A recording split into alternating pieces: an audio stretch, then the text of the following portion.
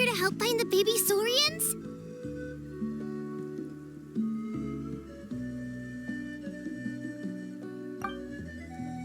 And I'm Toba. You must be the helpers that we've been waiting for. It's nice to meet you too, but we're just passing through. Oh, but Uncle Sanka said he was gonna send some of his friends over to help us. You sure he didn't mean you? Yeah, sorry. Whatever this is about, it sounds like you've got the wrong end of the stick. Wrong end of the stick? Darn it! We've been tricked, Hoonie. I should have known that Glasses Guy was a con artist. What are we supposed to do about the baby saurians now? Time's running out. It's okay, Hoonie. Don't worry. Why don't you tell us what happened with these baby saurians, huh? There's been a lot of unrest in the tribe lately, and my dad's saurian got injured. Her name's Nana, and she has 3 little babies. After what happened to Nana, her babies were so scared that they ran off and hid. I'm really worried about them, so I decided to go look for them. If Nana is your dad's saurian, why isn't he the one looking for them? My dad's one of the elders, so he's busy getting ready for Turnfire Night. It's a really important ceremony, more important than this, anyway. I'm not supposed to be out here either, but I snuck out without telling him. I didn't think it would take very long, but then that guy we ran into made us tell him loads of stories, and it wasted so much time. Yeah, he was so selfish. He doesn't have a heart. It's all right. Don't let him get to you. We're here now and we'll help you because we care a lot, don't we, Traveler? They should be. I already managed to find their tracks, and it seems like they're hiding on the cliff. Really? Wow! Thank you so much, Miss Traveler and Miss Paimon. Awesome. You gotta be careful out on the cliffs, though. They're really steep. Even grown-ups have trouble climbing them.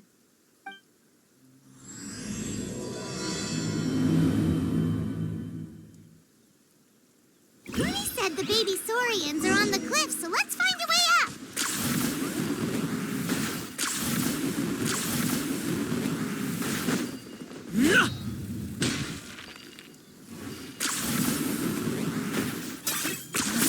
You really are a wonder.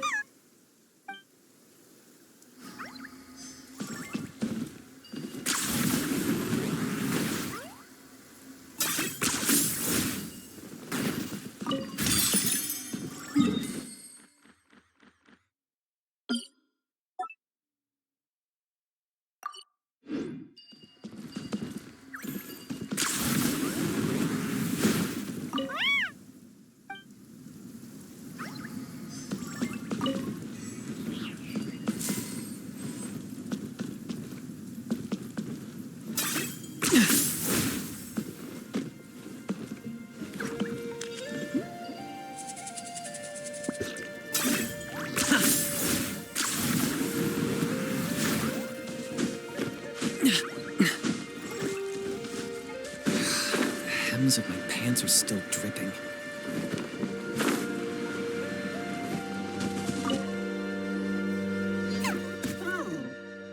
We found them! Wait, but what's that other... a how? Well, if it isn't the gruesome twosome who wormed their way into our servant circle of friends. Still awestruck from the last time we met? Would that be why you hastily scrambled up here to pay your respects the moment you saw us? I suppose we can't blame you. Such is the spell that our majesty casts on our minions. Very well. You heathens leave us no choice. The almighty Dragon Lord, Kahula shall grant you the audience that you seek. Come, pucker up. You may now kiss our feet. Wait, aren't you like Kanichi's sidekick? What the heck are you going on about? You're somehow managing to be even more annoying than the last time we met. Silence! Who are you calling sidekick? We are the Dragon Supreme, sovereign ruler of the Nation of Flame. We shall have you know that last time, were it not for Kenichi's earnest pleading on your behalf, you would have received not a single word of mercy. Oh, come on. You talk big, but Kenichi clearly has you under lock and key. That's great, Sovereign, to you. You dare invite the wrath of the almighty Dragon Lord, Kahula-How. You will burn and turn fire for 1,000 years for your blasphemy. If you must know, our humble servant begged us to investigate an abyss incident. That's more like it. If you must know, our humble servant begged us to investigate an abyss incident near Hoytsidland, and we chose to grant his request. Abyss incident?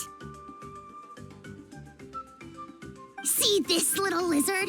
Its mother, a medium-sized lizard, came under the influence of abyssal power. In her confusion, she attacked my servant's tribe, then assailed her own offspring. Yikes. So how is she doing now?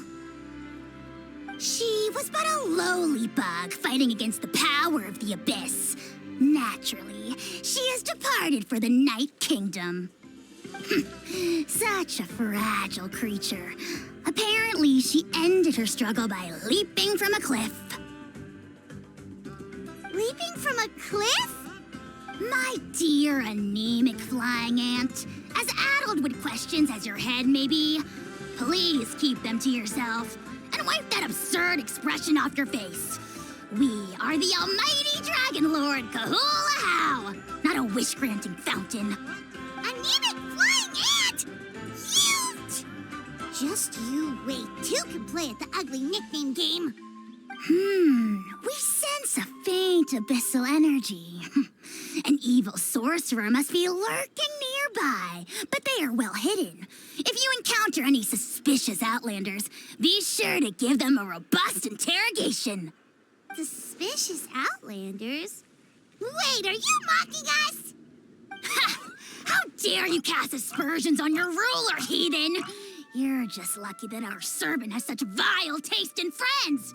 Otherwise, we would beat you black and blue, and then purple, then black again! If you're not here to kiss my feet, then get out of my sight. Do not impede the work of the almighty Dragon Lord, Kahula-How. Potty mouth on that guy! Paimon is furious! Still, good to know about the abyss threat, huh? Wasn't expecting that. Let's not get sidetracked.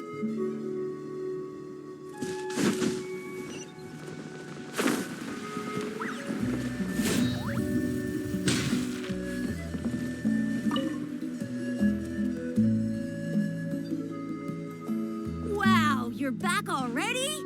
That was so fast. I'm so glad that the babies are all right. Thank you both so much. Now we can finally go home and stop worrying about them. You're welcome. Piece of cake. You're not from Natland, right? Because your clothes look different than ours. Hey, you must be tired after all that climbing. You should come take a rest at my house. Yeah, please come.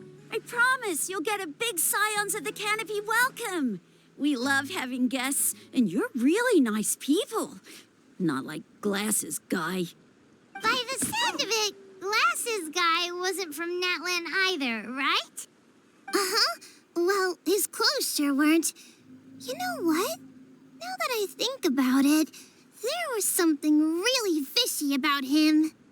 Really? Maybe he was the suspicious outlander that Ahau mentioned. Sure, if you're interested. Let me think. How did the conversation go again? Oh, please, mister. I've told you so many stories already. When are you gonna help me find the baby Saurians? Just one more story. One more, I swear. Why don't you tell me more about that ball of fire? I heard that there was a huge transparent ball of fire that used to burn 500 years ago 1,000 years ago? Maybe even further back than that. Oh, you mean Turnfire. That's where the ancient name Malipo comes from. Oh, wow. So it was the origin of an ancient name. That's impressive. There's a story behind every ancient name. The legend goes that the Turnfire first appeared in the era of the Grand Alliance. It was used by the tyrant Och Khan to rule over Natlan and oppress anyone who opposed him. Turnfire is different from normal fire. If you get set on fire with it, you'll feel horrible burning pain from behind you, but you won't die from it right away. And whatever you do, you mustn't turn back to look at it. Why? What happens if you turn back? As soon as you turn around, poof! You get burned to a crisp. Well, good golly gee. I mean, it's one thing to singe someone's clothes, but burning people alive? That is a big no-no in my book. Right? How nasty is it to burn someone from behind and not even let them turn around to look? Och Khan really was an evil tyrant. Yes, shocking behavior. Now, let me guess. Eventually, a valiant hero came to save the day? That's usually how these stories go. Good guess, Uncle Glasses. Seems like you really know your stuff. The hero was called Yupanqui. He's the ancestor of our tribe. Yupanqui was friends with Och Khan the tyrant, and also Yupanqui, the first Pyro Archon. He was working as an ordnance officer for the Grand Alliance at the time. He didn't like how Och Khan was such a cruel tyrant, so he stole the Turnfire and threw it at the Och Khan's army. The soldiers couldn't defend against it, and they all got turned to ash. And that's how our ancestors set our people free. But just as he was about to leave the city, he thought he heard Och Khan calling out to him from behind. It caught him off guard, and he turned around to look. But Och Khan wasn't there. All he saw was a city burned black, an army in ruins, and giant flames reaching up into the sky. A split second later, the flames he saw burst out from inside his eyes and swallowed him up. All it took was a single glance. As soon as he looked back, he was burned to a crisp. The question is, was this the price he paid for stealing the Turnfire, or the price of turning back? Nobody knows the answer, but the fire that consumed Yupanqui burned more fiercely than any other. It burned for 100 days until it burned a hole right through the ley lines. And then, the flame dropped into the deathly dark Night Kingdom, where it still burns to this day.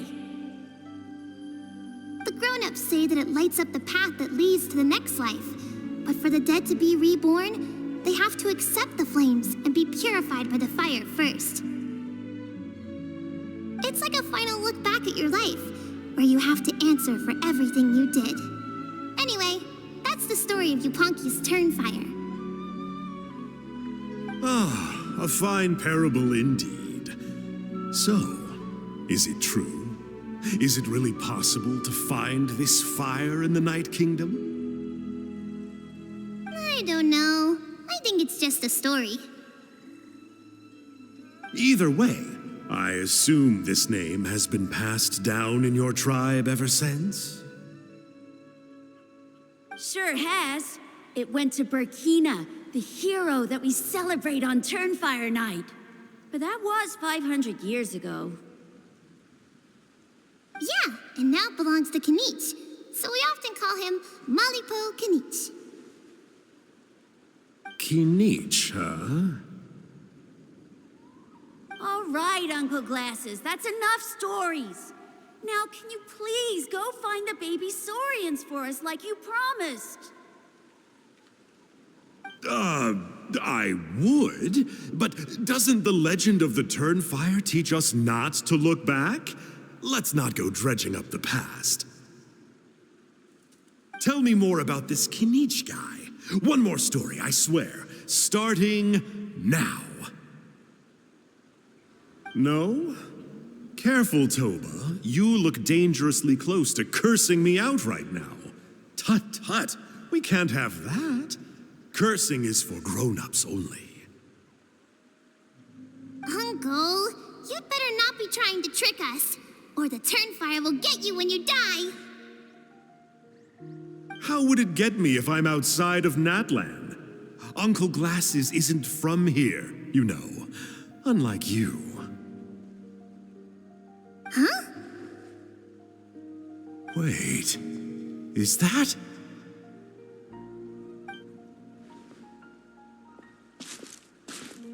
All right, kiddos. I'm a man of my word. 2 of my friends are on their way here, and, yeah, they'll help you out on my behalf. Work them like dogs, okay? That's what they're here for. Don't go easy on them just for my sake. Really? Well, first, can you tell us your name? We met at the foot of this cliff, so beneath the peaks, let's go with Sanka. Seriously?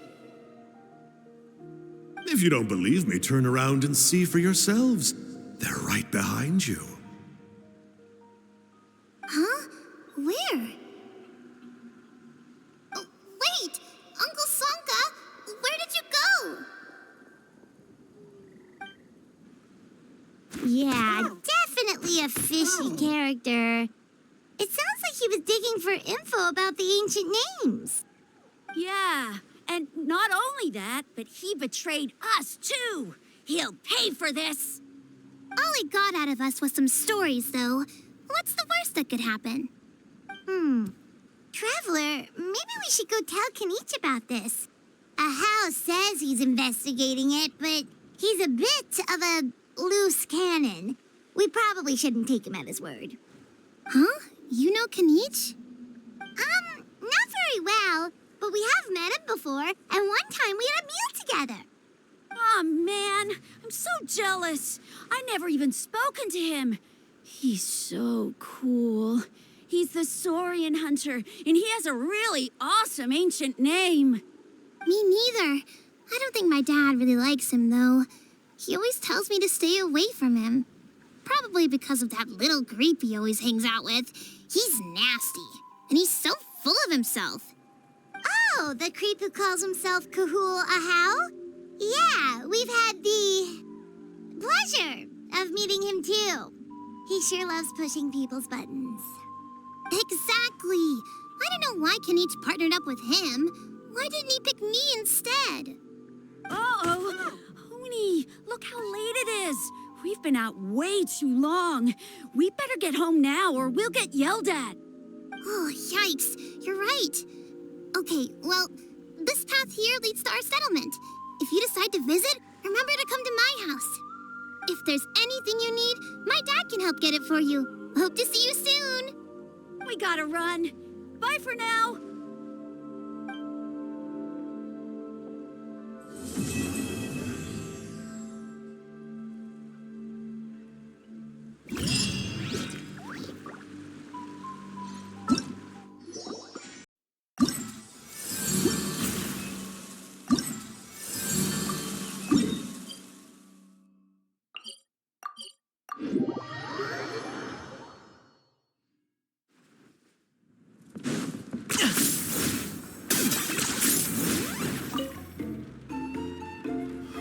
What were you thinking, going out by yourself?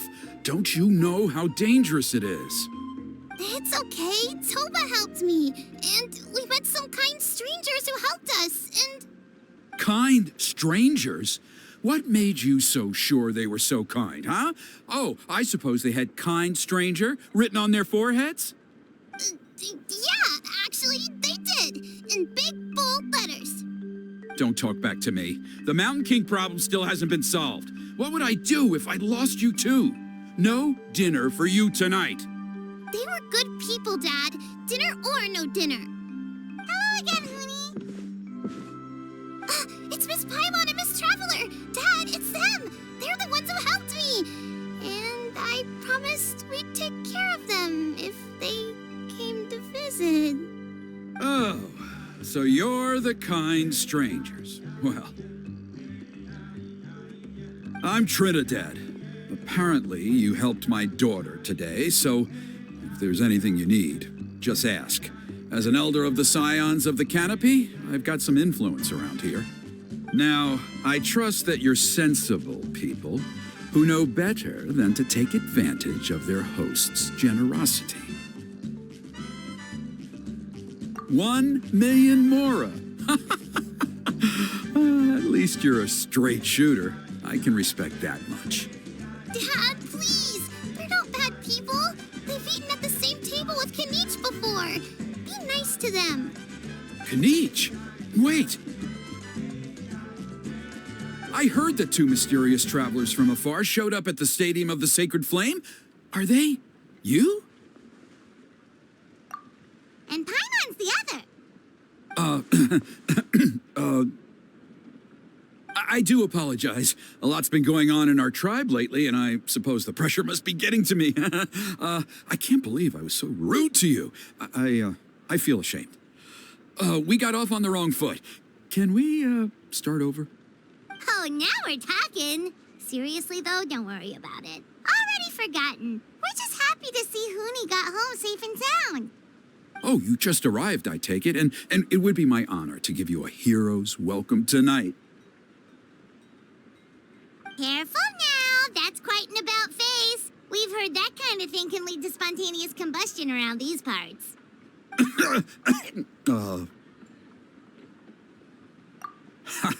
My dear traveler, you are very perceptive indeed. Go inside now, Hoonie. Dad's got some important business to discuss. Okay. Look after Miss Traveler and Miss Paimon. They're very special guests.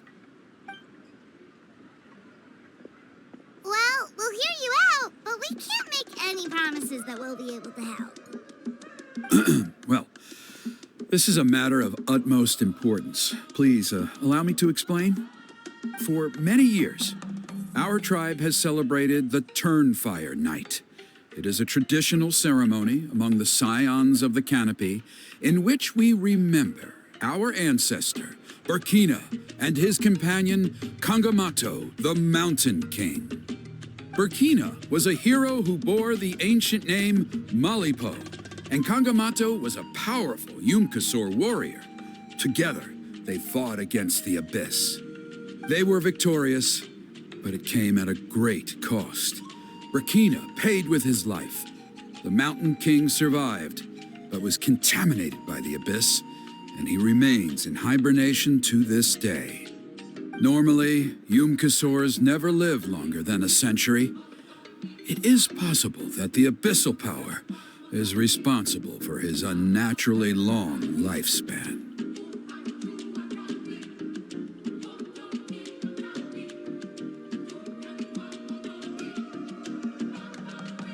Oh, that's right. The Mountain King is a living symbol of our glory, but even this glory comes at a price. The abyssal power inside him is highly sensitive, and when it is disturbed, he awakens and flies into a blind rage, attacking anything that moves. So, besides the ceremony, another important part of Turnfire Night each year is cleansing the abyssal power inside the Mountain King so that he will remain sound asleep. However, Abyss-related incidents have been on the rise in that land lately, as I'm sure you're both aware. As a result, it has become increasingly difficult to keep the Mountain King in hibernation. Only 5 months have passed since the last Turnfire Night, and he's already showing signs of instability. Has he woken up again? He has. We managed to contain the situation by performing a makeshift ceremony right away, but it was a close call. He could reawaken at any moment. Also, he attacked and wounded my companion, Nana, during the ceremony. She became contaminated by the abyss as a result, and... We heard. Such a tragedy. We're really sorry for your loss. Yes, and Nana wasn't the first. Anyway, right now we're preparing for an exceptional Turnfire Night ceremony, and we need to find a suitable flame bearer. From what I've heard about your adventures, I believe you would be perfect for the role. Of course. Plus, he's a bona fide hero who inherited the Malipo name. Oh, you mean Kinich? Yes, he's the one. A hero, worth his weight in gold. And unfortunately for us, he's all too aware of that. No prizes for guessing what he said when I asked him to host a Turnfire Night outside of the annual schedule. An exceptional ceremony? Oh, I'll have to charge an exceptional price. I swear, no other concept exists in that boy's brain. I'm not the one to usually talk about people behind their backs, but I'm convinced the Wayab got hit on the head and took a wrong turn the day it chose to give that ancient name to him. I mean, have you ever heard of a hero whose mantra is, "What's your asking price?" Oh, and don't get me started on that insufferable Ahau he hangs around with. Thinks he's God's gift to mankind. Pompous fool. Yeah, Paimon has to agree on that last part.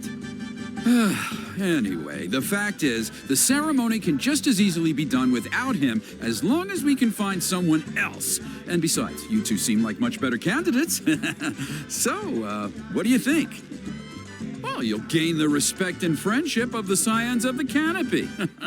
Something no amount of Mora can buy. Wonderful! I can't thank you enough. Huni was right about you. You have kindness in your hearts. Come with me to the other side of the mountain. I'll bring you up to speed on each step of the ceremony. Less experienced warriors, I'm sure you'll pick it up in no time.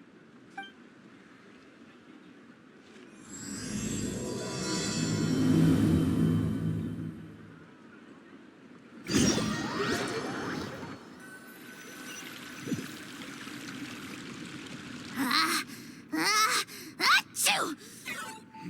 Curses! Who dares insult the great Kahula How behind his back? Oh, great Kahul Ahau, bless you.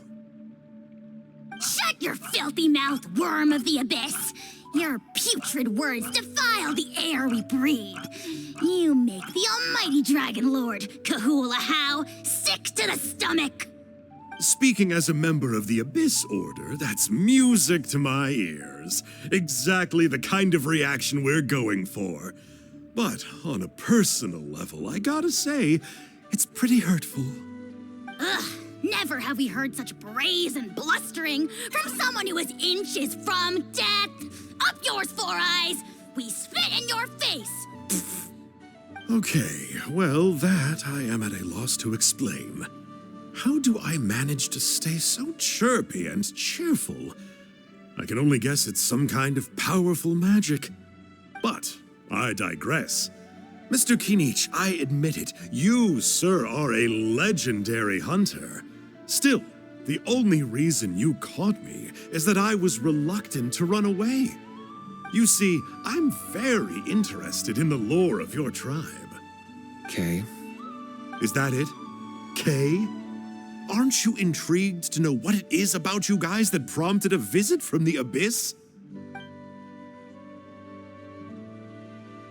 It's the extreme sports! The other day, I narrowly avoided getting hit by a very brave soul who just leaped off a cliff. I think you call it bungee jumping? Anyway, I was very impressed. That is what I call embracing the spirit of adventure. Look, I even did a painting inspired by the bravery and freedom of the Scions of the Canopy. You scum-sucking swine! Ugh, I swear, if you go bungee jumping, it'll be without a rope! Head first off the tallest cliff, with a band of hunters on your tail, and nowhere left to run, and a bottomless cesspit waiting for you on the ground. You say that, but I get the sense that Mr. Kinich isn't planning to take my life right now. On top of that, I'm tired of spying on you from afar. So why don't we just negotiate a comfortable operating distance that works for both of us? I've heard that the most important thing in human relationships is to respect each other's boundaries. What do you say, Mr. Kinich? Or you could tell me what it is you're really after. What? And then I'll name my price.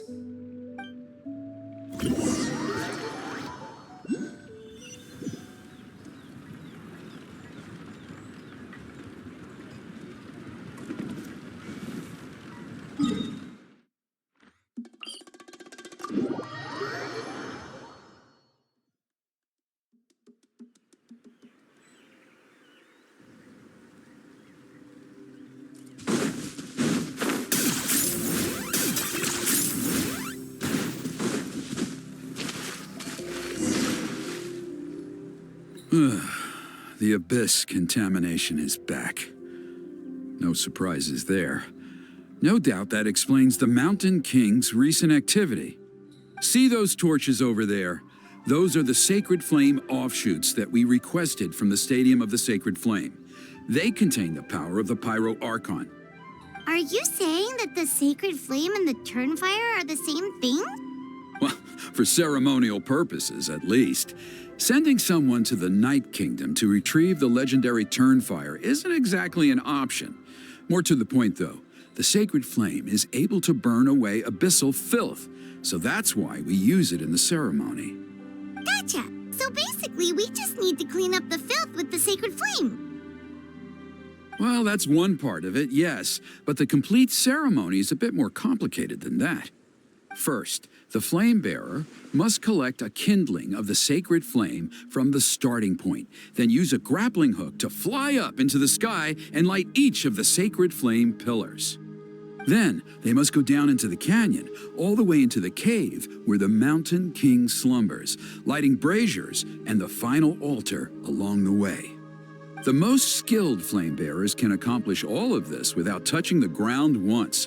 As much as I hate to admit it, Kinich is capable of this. Wow! He can do all that flying without ever falling to the ground?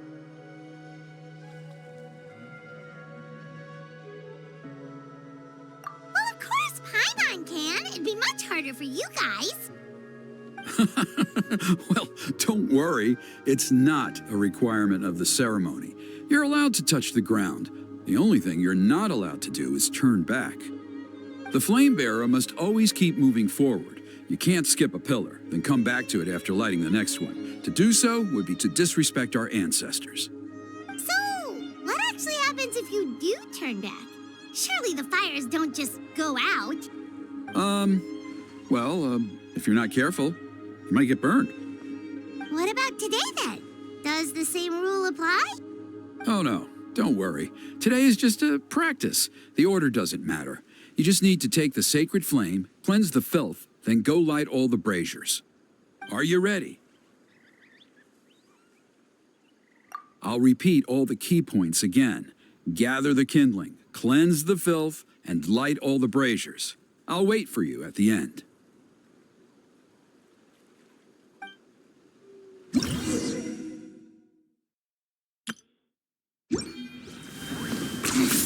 Points for agility.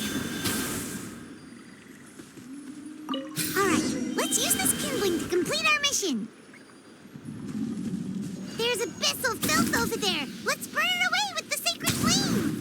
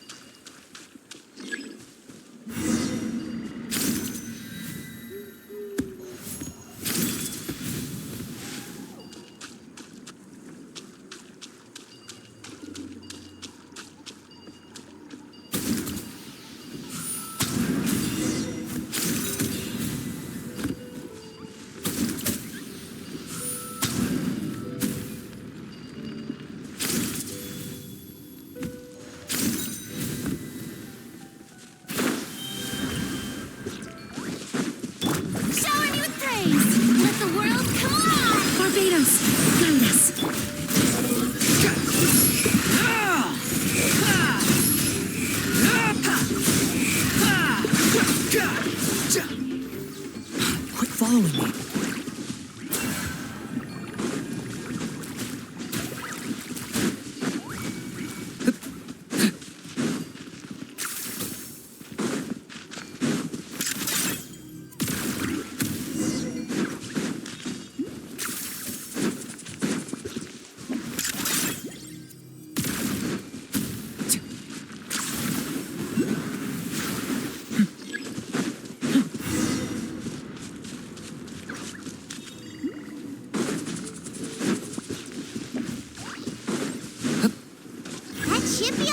Smashers, let's regroup with Trinidad.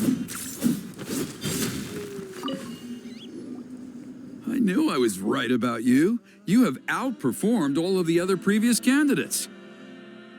If there was an ancient name for outstanding flame bearers, I'm sure the Wyab would consider you for the honor. Yeah, although it would probably take Paimon quite a bit longer. All right, now there's still a few days left until the ceremony, and I should probably get back so I can inform the chief and the other elders that I have found the flame bearer we need. Oh, you mean they've still got to sign off on it? Some of them are still hoping we can come to an agreement with Kanich, but that's only because they haven't seen you in action. Still, I'm the one responsible for securing a flame bearer, and my recommendation is you. Just for Paimon's own peace of mind, are you sure it's not going to be a problem having Outlanders take on such an important role in your ceremony? See that place over there? There was a time, long before the age of Burkina and the Mountain King, when we, Scions of the Canopy, called that our home. After a period of upheaval, our ancestors were forced to move away. Now, it has become a place where our youths go to develop courage and kindle a spirit of adventure. If we fail to keep the threat posed by the Mountain King at bay, it might not be long before we have to move again and find a new home. So, to answer your question, I think everyone will agree that you are the right choice. Fair enough. Desperate times call for desperate measures. I'll need you to drop by my place at some point before the ceremony, if that's all right. There are still a few final details that we need to discuss. Okay, see you later then. You have my gratitude.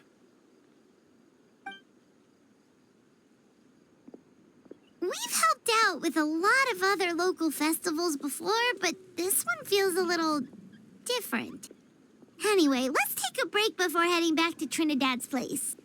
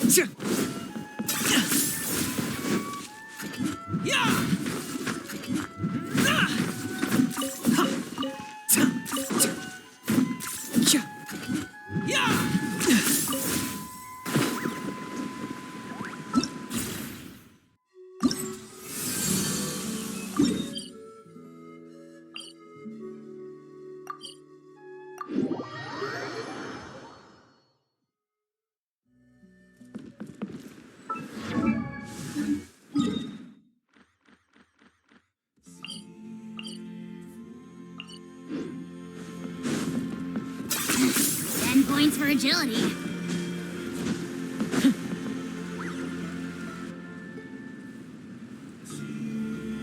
Traveler? Paimon? Kanich! Fancy meeting you here. We've actually been looking for you. I'll get straight to the point. I hear you accepted a proposal from Elder Trinidad. Oh, the, Turnfire Knight, you mean. You were still his first choice. It's just... Oh, jeez. It's not what it looks like, promise. Chill, it's cool. I only mention it because there's something you should know. And I suspect Elder Trinidad hasn't been completely forthcoming with you. His true intention is to resolve the Mountain King problem once and for all. Once and for all? You mean this'll be the last Turnfire Knight ever? That's right. He wants to use you to send the Mountain King to the Night Kingdom. To the Night Kingdom? You mean... To his death. Whoa, are you serious right now? You shouldn't go blurting out accusations like that. It could get you in trouble. Too blunt? Okay. I'll phrase it more gently. There is potentially a possibility that Elder Trinidad may be hoping that during the course of the ceremony, you kill the Mountain King dead. But that's ridiculous. told us the Mountain King is a living symbol of your tribe's glory. And that glory comes at a price. Oh, that's right. The Mountain King is a living symbol of our glory, but even this glory comes at a price. Ah, yes, and Nana wasn't the first.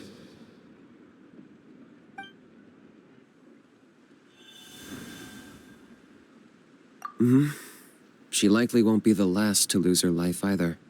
Still, is killing the Mountain King really the only way? It seems so extreme.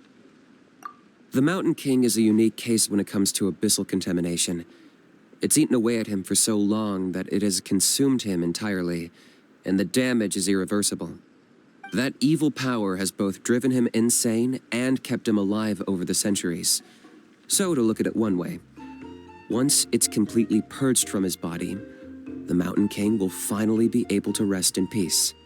In past ceremonies, we've only purged around half of the abyssal power. This was to strike a balance, to keep him alive, but also keep him asleep. Trinidad didn't say anything about how much power he wanted us to purge, but he did say there were some more details to go over before the ceremony. Then it sounds like you'll know for sure soon enough. If he really asks us to kill the Mountain King, what should we do? I know this must come as quite a shock, so I suggest you act like you didn't hear anything for now. But would you have time to visit the chief after your meeting with Elder Trinidad? I'd like to make a deal with you. What kind of deal? One that comes at a very reasonable price. I'm sure you have plenty of other questions, but we can talk more later. Good. See you soon.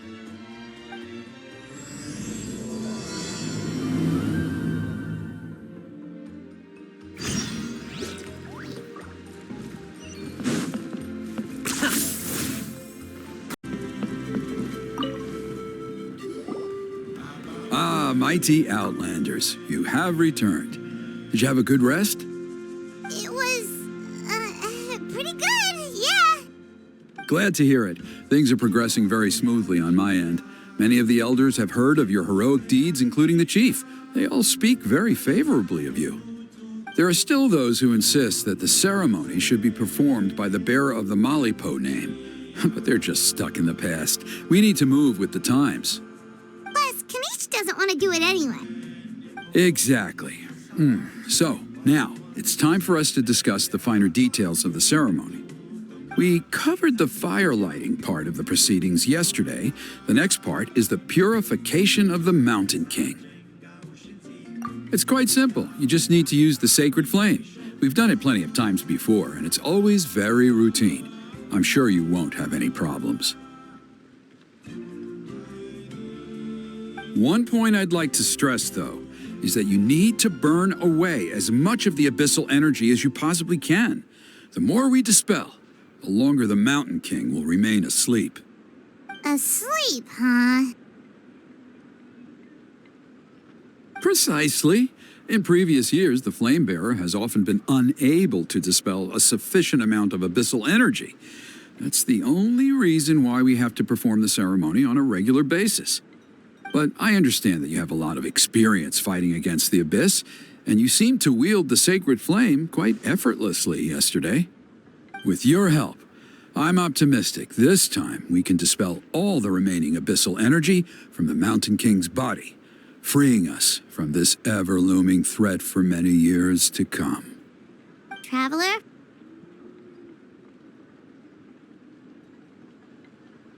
So this doesn't faze you at all, huh? You clearly have a lot of confidence in yourself.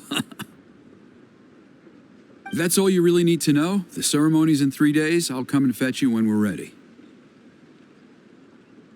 In the meantime, feel free to take a look around our settlement. It would mean a lot to the elders if you got to know some of our people. And if you wouldn't mind helping them out with a few errands here and there, that would be even better. So now we have extra errands to run? Maybe we should add a little extra to the price. Just a humble suggestion, that's all. It will help you gain the respect of our people, and as a mighty hero, I truly believe that's what you deserve.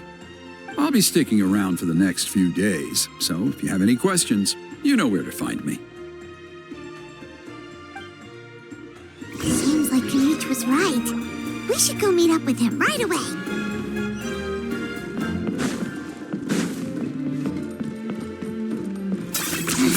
10 points for agility. Huh, you're here. Kenichi, Elder Trinidad said that... I can tell. It's written on your faces. Is that the Traveler in Paimon? Forgive me for not being there to welcome you on your arrival. That should have been my duty as chief. Hello, Chief Waina. I only heard the news from Trinidad yesterday, so I asked Kenichi to invite you over for a quick chat. I believe Kenichi has already filled you in, so I'll get straight to the point. Firstly, I fully endorse your appointment as flame bearers for the upcoming Turnfire Night. However, I would like to request that you take steps to ensure the Mountain King's safety. Every child of our tribe grows up hearing the tales of our heroes, from Yupanqui the Firebringer to Burkina and the Mountain King who fought against the Abyss. This is our history and our heritage, the source of our pride and the center of our faith. To kill the Mountain King would be to destroy our spirit. I would never be able to face our ancestors in the Night Kingdom. Nana's death was a great tragedy, and I do not blame Trinidad for the actions he has taken. Nevertheless, I cannot allow any harm to come to the Mountain King. The very roots of our identity are at stake. My honored guests, please give this matter your serious consideration. Perhaps there is. But despite all our attempts to contain the situation over the years, we've not found it. Right now, I should like to hear where you stand on this matter.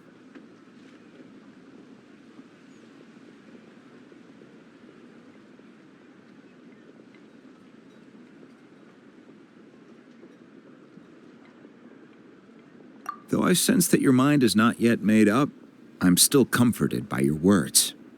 There are 3 days left before the ceremony. I hope they will bring you clarity.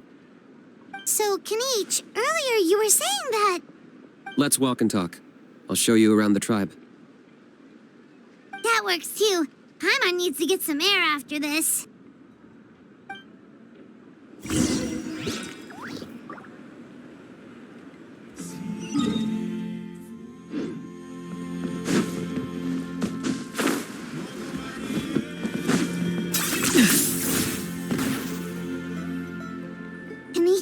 Paimon finally understands why you turned Trinidad down. You knew what he was planning, didn't you? That's why you didn't want to be the flame bearer this time, because it's a double-edged sword. The whole Mora thing was just a sneaky excuse. Double-edged sword is right. But my response wasn't merely an excuse. To solve this exceptional problem, an exceptional price must be paid. I'm working on it. Really? Well, come on then, let's hear it. In a moment. Didn't you have a question you were about to ask me? Oh, yeah. What was it again? Oh, right. We need to talk about How. He's completely unhinged. I agree that he has a problem. He needs disciplining, so I hired him a teacher. You got him a teacher? Oh, Paimon would love to see him get scolded for bad behavior. Anyway, moving on. When we ran into a How, he said you two were investigating some Abyss thing together. Is that related to the whole Mountain King situation? Yes, that's the angle I've been working on. I'm a Saurian hunter, but I occasionally hunt the Abyss too. One time I was pursuing some purple demonic dogs when I accidentally entered a hidden space. I did some research after the fact. Apparently they're known as beastly rifts, and there are many of them of all different sizes. That's where those purple dogs were coming from. So, if we can locate one of these beastly rifts, clear the monsters out, and move the Mountain King inside, he'd be able to continue living, but without posing a threat to the tribe. Whoa, that sounds kinda crazy. Would it really work? It's not without its risks, of course. There's a lot of unknowns in the equation. For instance, for all we know, a prolonged period inside the rift could make the Mountain King's condition worse. Still, we desperately need something like this, even just as a temporary measure. You've seen the conflict the issue is causing in our tribe for yourselves, and believe me, it's been a long time coming. The chief is adamant about keeping the Mountain King alive, whatever happens. I can understand. It's less about the Mountain King and more about preserving your culture and heritage. Yes, but on the flip side, you've got people like Elder Trinidad, who is more concerned about protecting the people he cares about now and into the future. And he has every right to take that view. It's one thing to try and preserve the last remnants of a glorious past, but making your kin pay the price for it? No one can seriously tell them that's a fair trade. You're right. There's no easy answers here. Let's leave that to one side for a moment and assume we go with your plan. How do you actually intend to find one of these beastly rifts? Because at least in our experience, the dogs open the rifts when they want to attack us, not the other way around.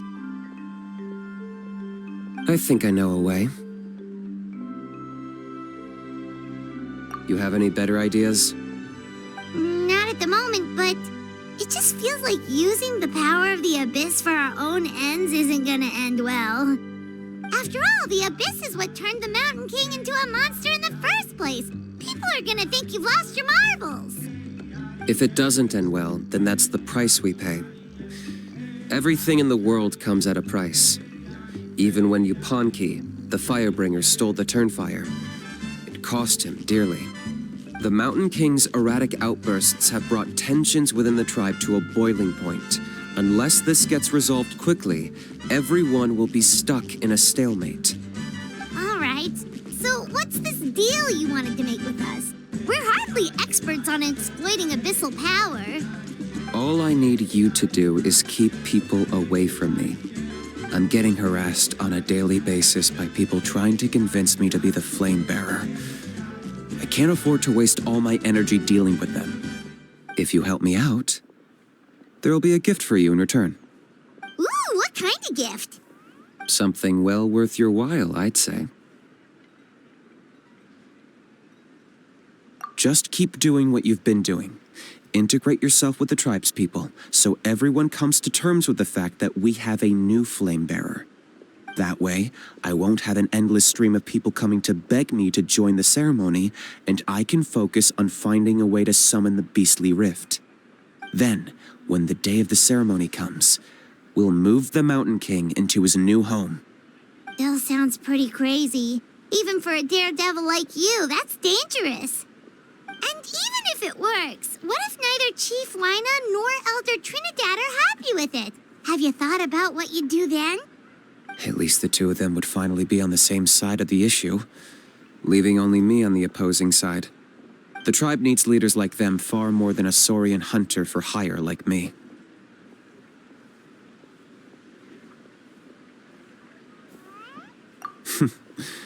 Can I take that to mean that we have a deal?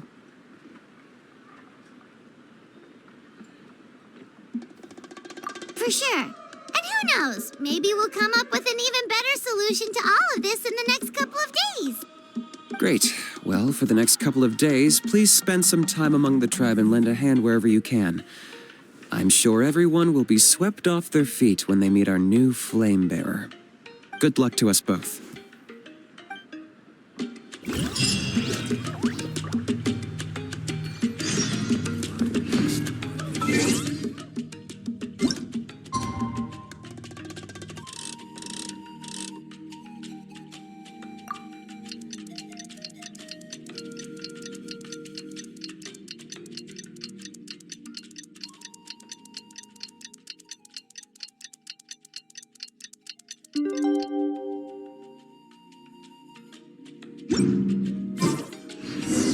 Okay, task for the day.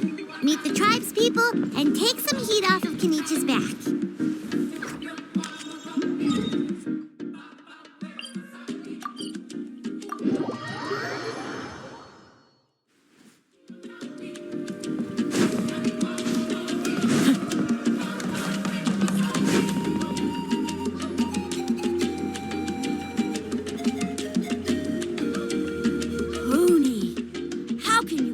Mountain King a monster? Because he hurt a lot of people. And look what happened to Nana. But it wasn't on purpose. The Mountain King is sick, that's all.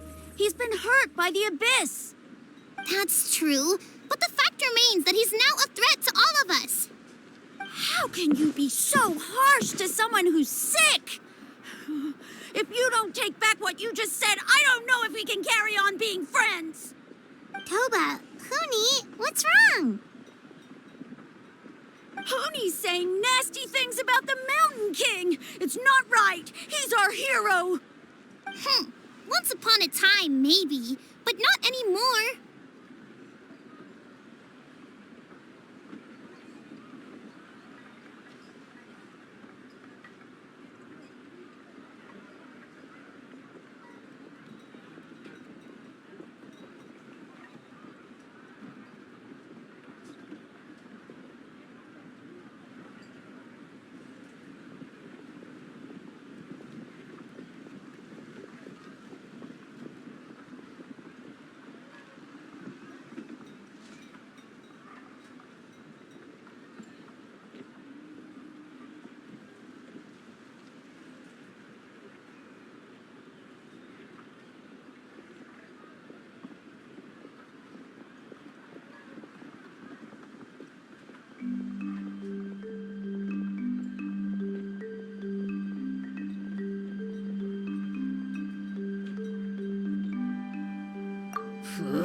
Yesterday, maybe, but not anymore.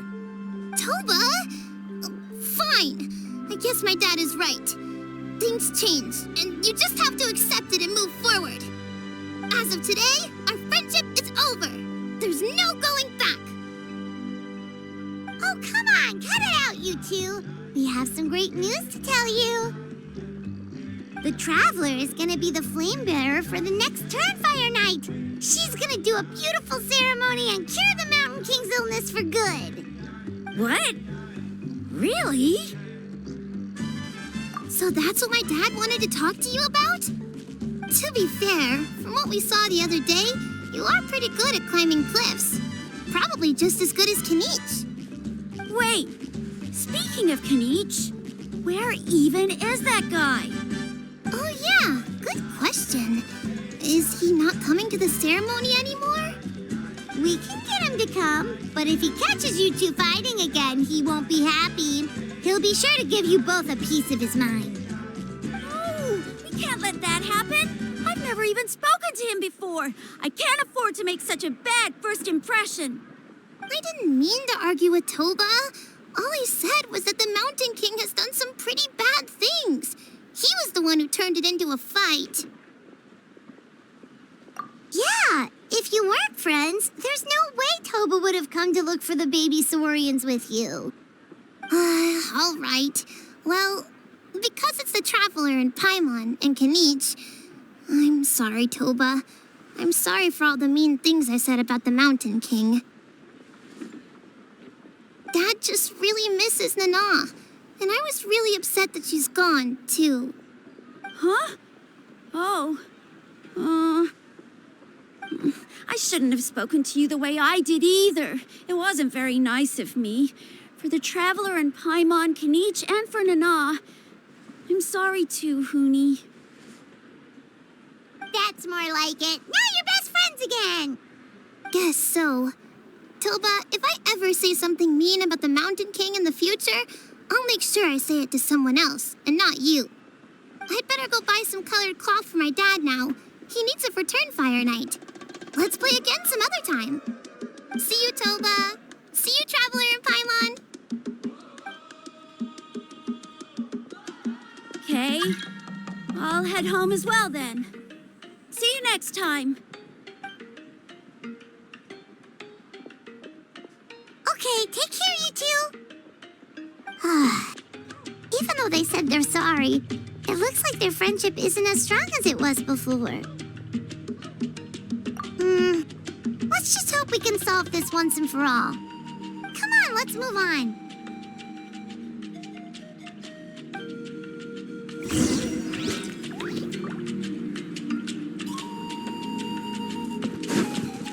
Huh?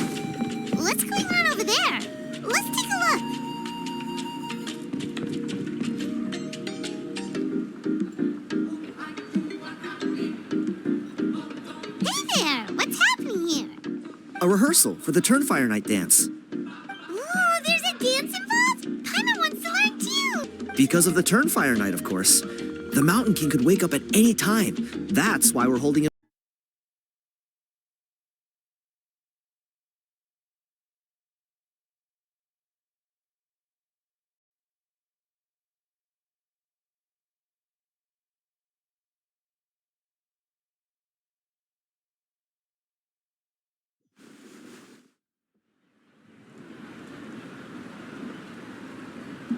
Hey there, what's happening here?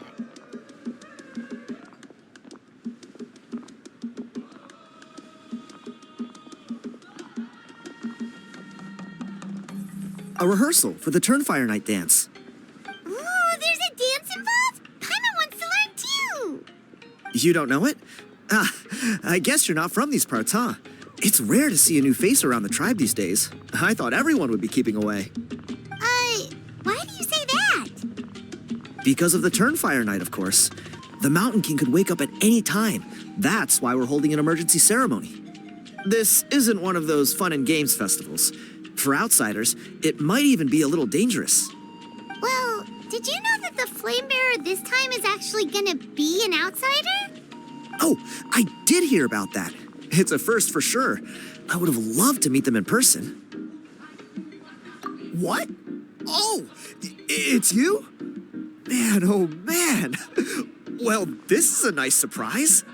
It's funny, I was just thinking that I'll probably miss out on meeting the new Flame Bearer since I'm not taking part this time around. Then suddenly, there you are. Must be my lucky day. You're not taking part in the Turnfire Night? How come? You're not an outsider too, are you? You must be joking. Watch this.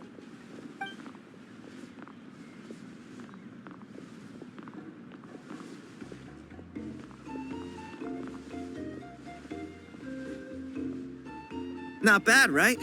Yeah, I'm considered one of the better looking guys who dances beneath the pillars of the sacred flame. Been doing it a few years. Always gets the ladies out to watch. Oh, very impressive. So why'd you quit? Well, I feel like the whole Mountain King situation is getting more and more precarious. It's just not safe here anymore. One of our elders' Saurian companions even lost her life not long ago. The question is, what are we going to do about this in the long term? But our leaders don't have any answers for us. They're probably too busy fighting about it amongst themselves. The way things are going, it's only a matter of time before it gets violent. So I figured, you know what? Now's as good a time as any to get away for a little while. Go do some exploring. You look a little disappointed. Disappointed? Nah, it's a great opportunity to go see the world. As every male scion of the canopy knows, wherever you are and wherever you go, the only way is forwards. We take pride in that. I won't forget my roots. I managed to get in touch with the Saurian Relics Association. They gave me a simple test. Find a decent quality relic, and they'll make me a member. What's the Saurian Relics Association? You've never heard of it? It's a group of amateur history enthusiasts who do research on the ancient Saurian era. They're all about collecting relics and remnants from that age. Speaking of which, the guy who was Flamebearer before you, I've heard that his Saurian buddy comes from that time. A how? A how's a relic from an ancient Saurian civilization? Oh, yeah, him. So you know those two already, huh? Then do you know how they met? It was deep inside some mysterious ruin, and they signed a contract there. The association folks say that the kind of contract usually comes with a huge hidden cost. Really? That sounds ominous. Who knows? But if it's true, Kinich can probably handle it. He knows what he's doing with weighing up contracts and costs and stuff.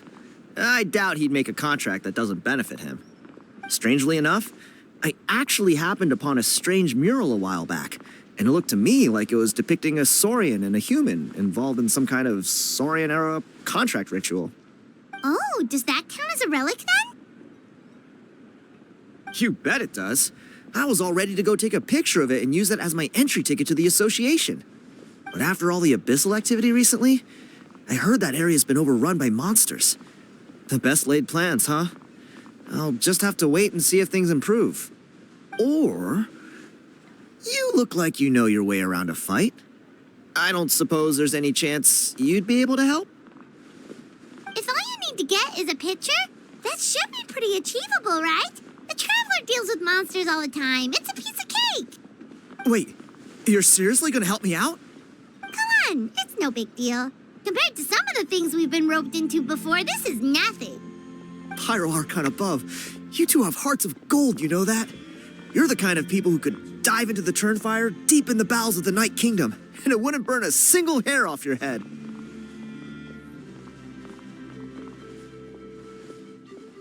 Of course it is. All right, come with me. I'll show you the way.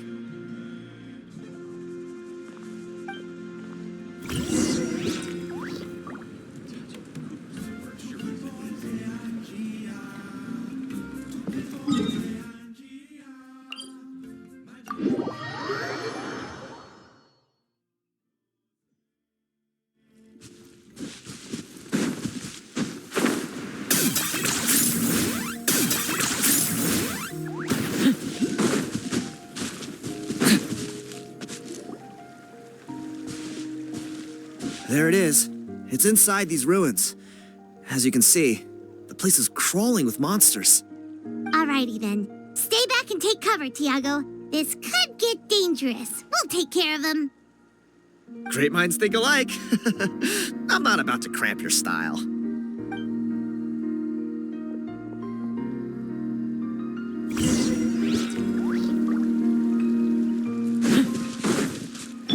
Strike a pose! Target acquired. Claim these souls! Submit your souls in sacrifice!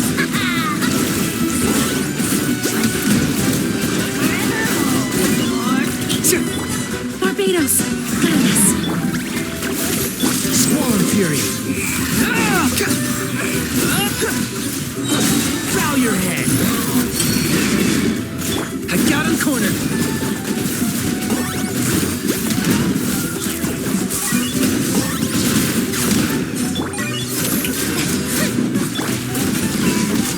The wind rises!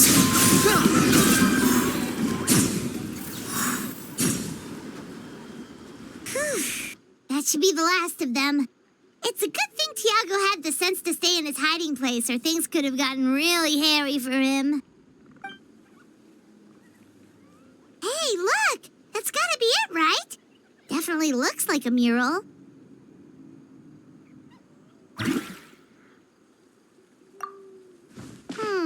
True. Now that you mention it, most ancient murals take up a whole huge wall. This looks more like someone with a paintbrush got bored and started doodling. It does match the story he told us, though. There's a Saurian and a human. So, is that supposed to be what an ancient contract ritual looked like? Whatever. We're not here to decipher it. Just photograph it.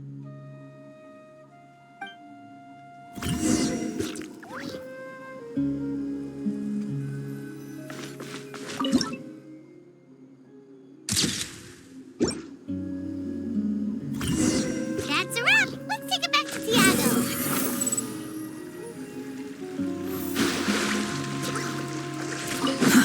Too slow. You've been robbed? Oh, Ponche. And I thought my luck was bad. I put blood, sweat, and tears into that, and now I've got nothing to show for it. Some gap-toothed goon stole it from me.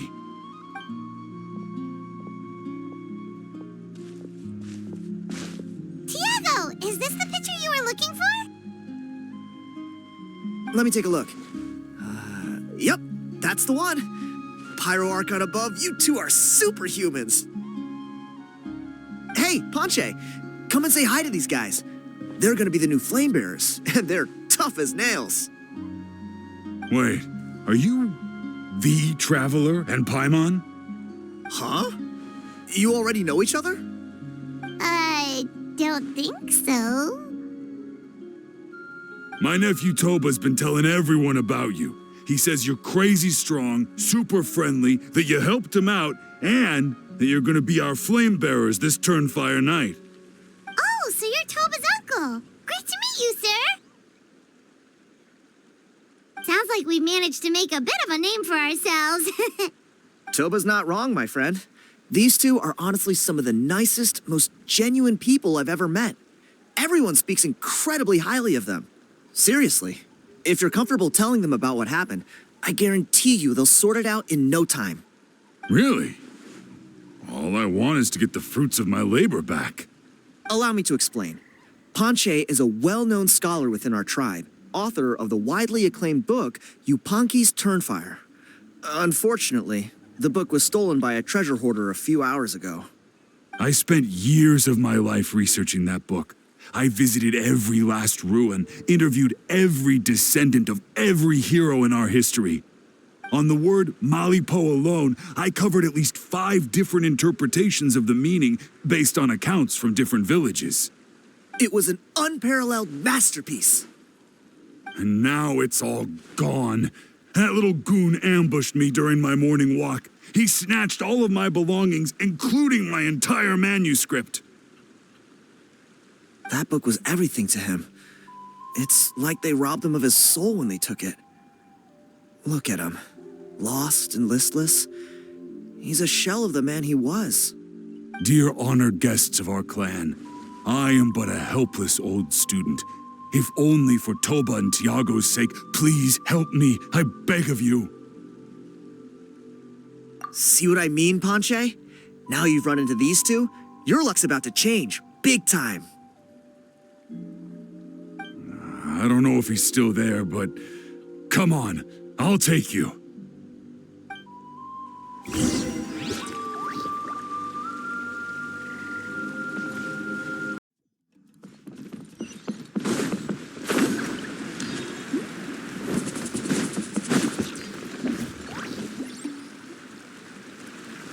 Hey!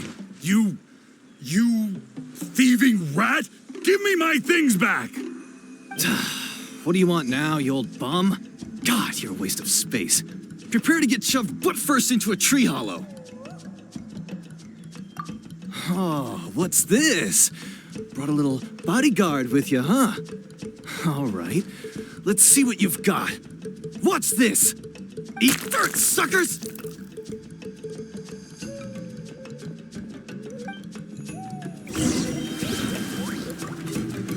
Hey, he's trying to get away! You good? Let's chase him down.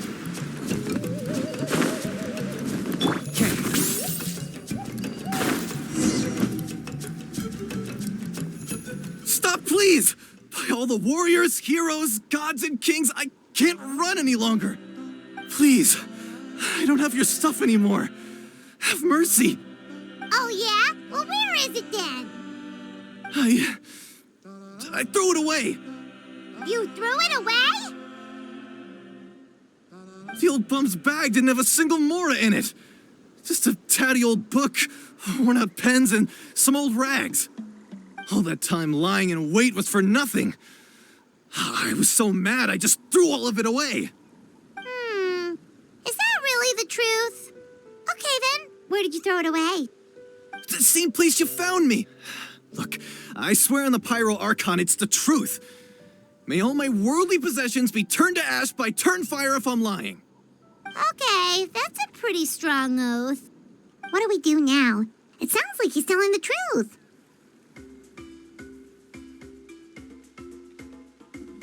Right. Let's hope nobody gets to the book before we do. We'll never get it back then.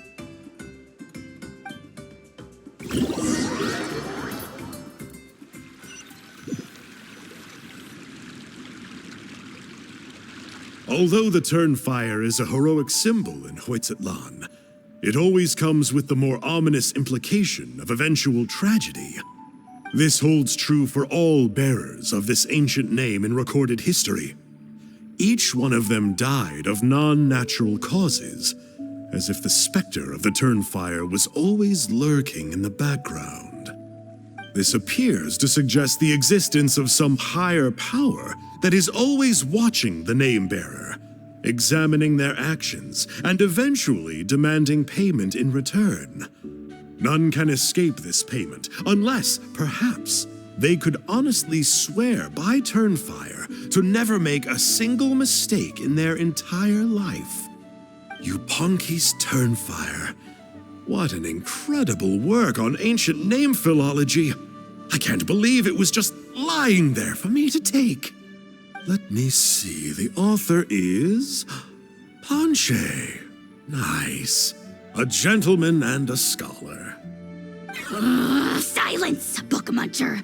The great Kahulahow will suffer your droning voice no longer. Do you truly find no joy at all in perusing such rich historical records? Joy? What joy is there in this pointless drivel? Well, it makes a pretty shocking prediction. Every bearer of the ancient name Malipo eventually meets a grisly end. Maybe that's the price you pay for the name that means price? What? You're saying Kenichi will die a violent death? So I'll finally get to take over his body? When will that glorious day arrive? The great Kahulahow demands to know! Wow, you are just irredeemable, aren't you? An agent of chaos down to the core. You make us Abyss Order folks look like saints in comparison. Silence, maggot! To presume that anyone compares your kind with the great Kahulahow is sheer vanity. And if that day ever comes, oh, your doom will soon follow. You don't need to lecture me about doomsday. Here's what I know, based on countless historical texts. All civilizations will be reduced to rubble by the passage of time. From ancient kingdoms to heavenly thrones to worlds beyond, there are no exceptions. But from the ruins of every civilization, the dust will rise and never settle, thus transcending the confines of time. That dust is what we call a civilization's spirit. And you, great Kahulahow, are one such speck of dust from a bygone age. I've paid dearly for the chance to observe you up close. Now, let me take a good look at you. We'll see whether any memories of that age still remain inside you.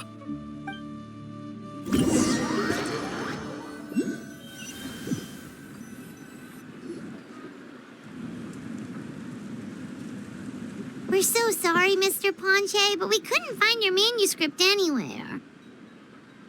Does that mean all of my hard work was for nothing? You gotta stay positive, Ponche. You might have lost the book, but the brains behind it are still intact.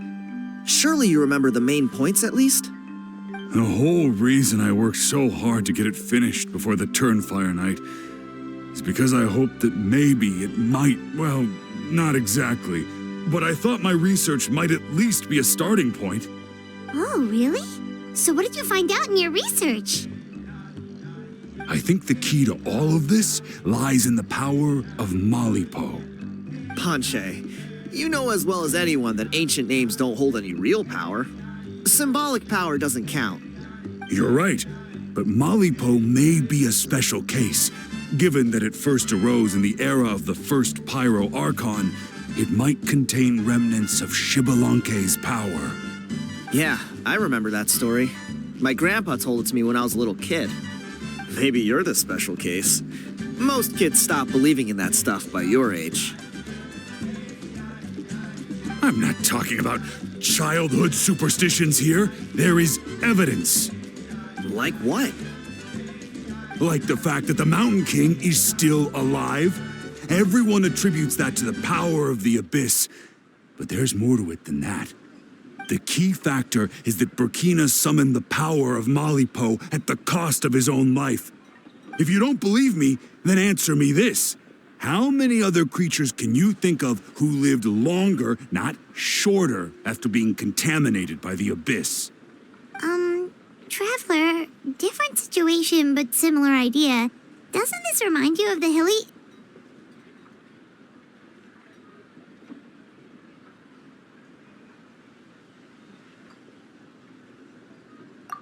So, I came to the conclusion that Malipo must refer to some mysterious ritual involving a tit-for-tat exchange. It began with the first Pyro Archon, fell with the Grand Alliance, then was buried in the Night Kingdom. And now, it awaits the call of its new bearer. Hey. Sorry to interrupt, Ponche, but you seem to be getting a little overexcited. I'm sorry. I was originally planning on presenting my findings to Kinich. I'd hoped he would be attending the upcoming ceremony. Sounds to me like you dreamed up one fanciful theory to support another. Kinich, what are you doing here? I more or less finished what I was doing, so I came to have a quick catch-up. Now a good time? Kinich! I'm onto something. I haven't worked out all the details, but you have to attend the Turnfire Night. So Mr. Ponche here has done a lot of research on the history of the Turnfire and thinks he might have found a way for you to solve the problem. I'll be there, Ponche. Let's go.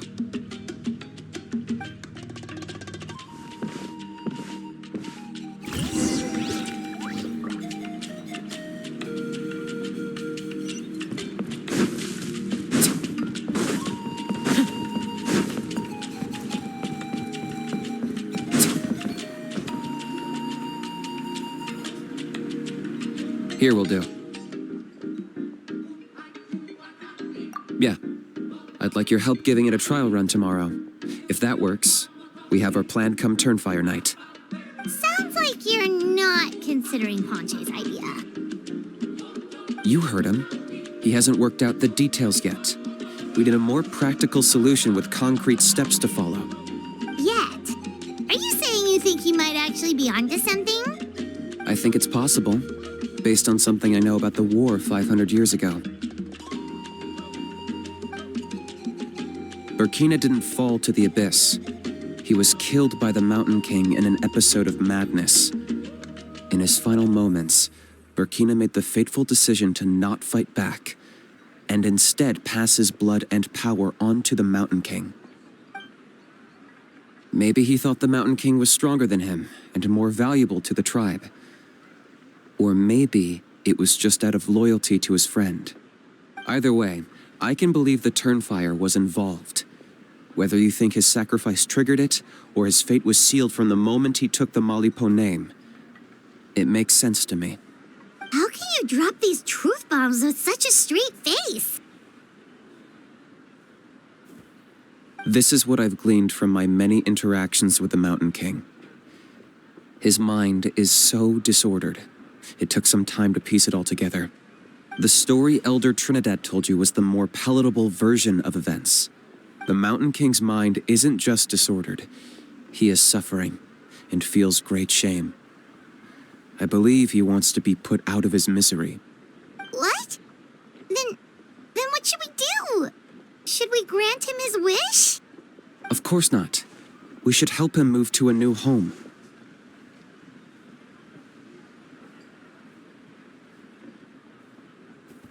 It's the only practical solution.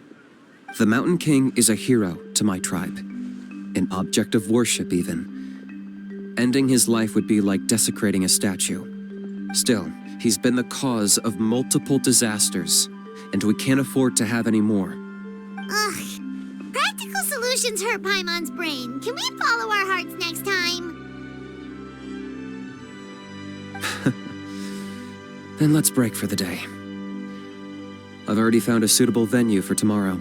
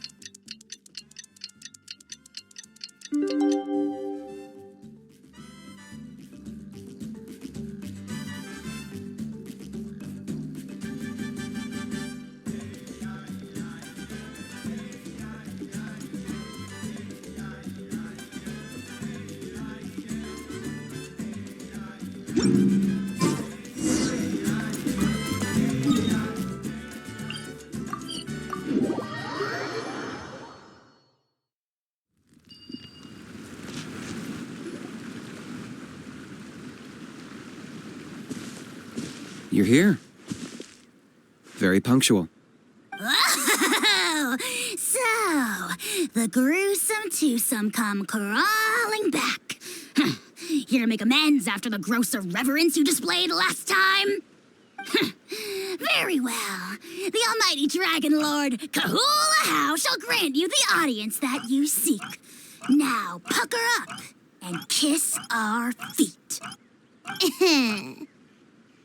Kinich, didn't you say you found him a teacher? He's just as out of control as ever! Hey! No one gets to discipline the almighty Dragon Lord Kahula How! No one!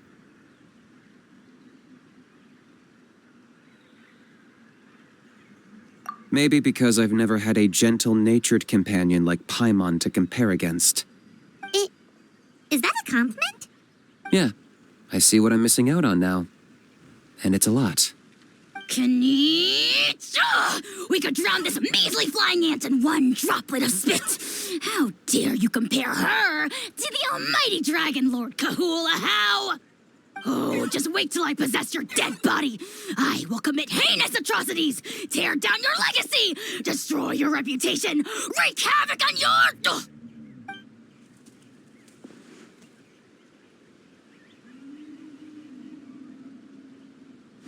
Traveler, Paimon, let's get down to business. Once we've opened the beastly rift, you're welcome to toss a How in there for a couple of days. With pleasure. You don't need to ask twice. I got my hands on this device in a trade. It's meant as bait, but it'll also stabilize the abyssal energy. The rift towns will tear through space to get to this. Once they're here, we take them out and claim the rift for ourselves. You'll find out soon enough. First, let's try this out.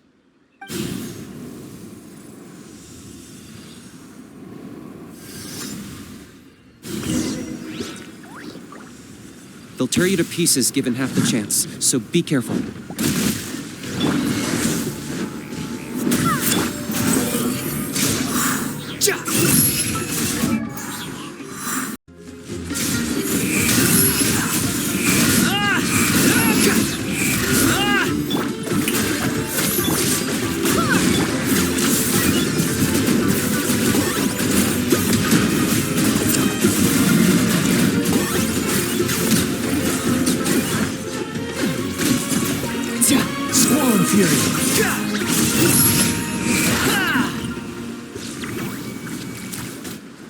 Uh-oh.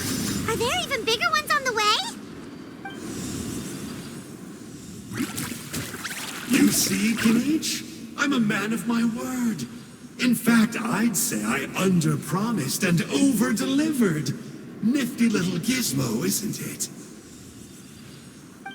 I take it this is your true form? Now that our deal is complete, it's time to start the next phase of our relationship. I made a promise to the great Kahula How, and now I'm here to seize your body for his use. Cliché, I know. The hero's trusted partner sells him out to the abyss in a shocking act of betrayal. Cue bad guy speech and drawn-out death sequence.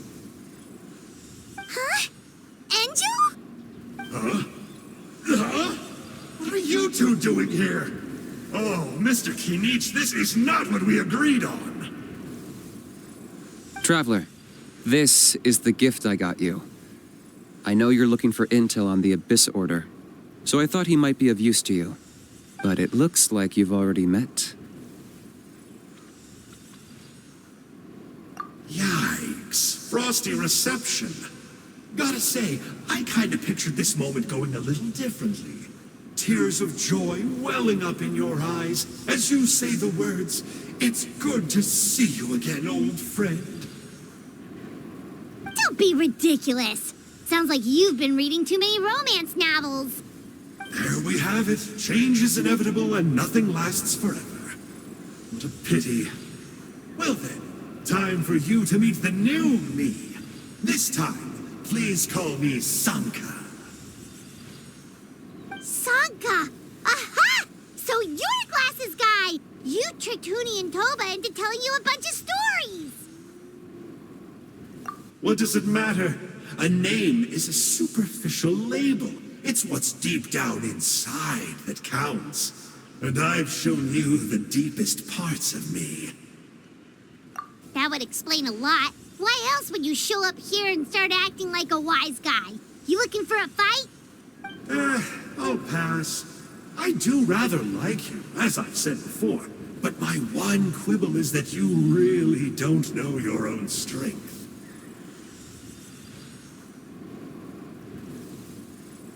Wait, of course! You're the one behind all the recent Abyss activity! Let Paimon guess, you've been provoking the Mountain King too! Haven't I told you before? I'm not part of the inner circle who do our Highness's bidding. My interests are far more low stakes. I spend my time digging for truth in ancient doodads and books. You really think a benchwarmer like me is capable of more than that? I investigated him. He's not connected to the recent events. Just happens to be in the area. So, I struck a deal with him. He helps me summon a rift. I allow him to do some historical research. But that's all over. And now Kinich wants to hand me over to you. Well, I was hoping this would be an opportune moment to whisk away his body. That would have given me some more time to study the great Kahula How. But now I've run into you, which is just my luck. Or maybe I've incited the wrath of the Turnfire, and this is the price I have to pay. But I don't understand. What did I do wrong? Wait, does that count? Let me think. How? You are the worst of the worst! Colluding with the Abyss Order against Kinich? How could you betray your partner? There is no betrayal. The almighty Dragon Lord Kahula How is a partner to no one. Don't worry, I told him to act as bait. Yes, and you should have picked a bigger fish. The Abyss Order? Ha! What a joke. Not even a match for our lowly servant. I put up with this toad's croaking for days, and it was all for nothing. It looks like your disciplinary measures have been less than effective, Mr. Enjo. What did you expect? Behavioral rehab isn't really our thing. Otherwise, we might as well change our name from the Abyss Order to the Abyss Boarding School. The abysmal disorder would suit you better.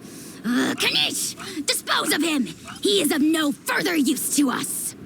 Traveler?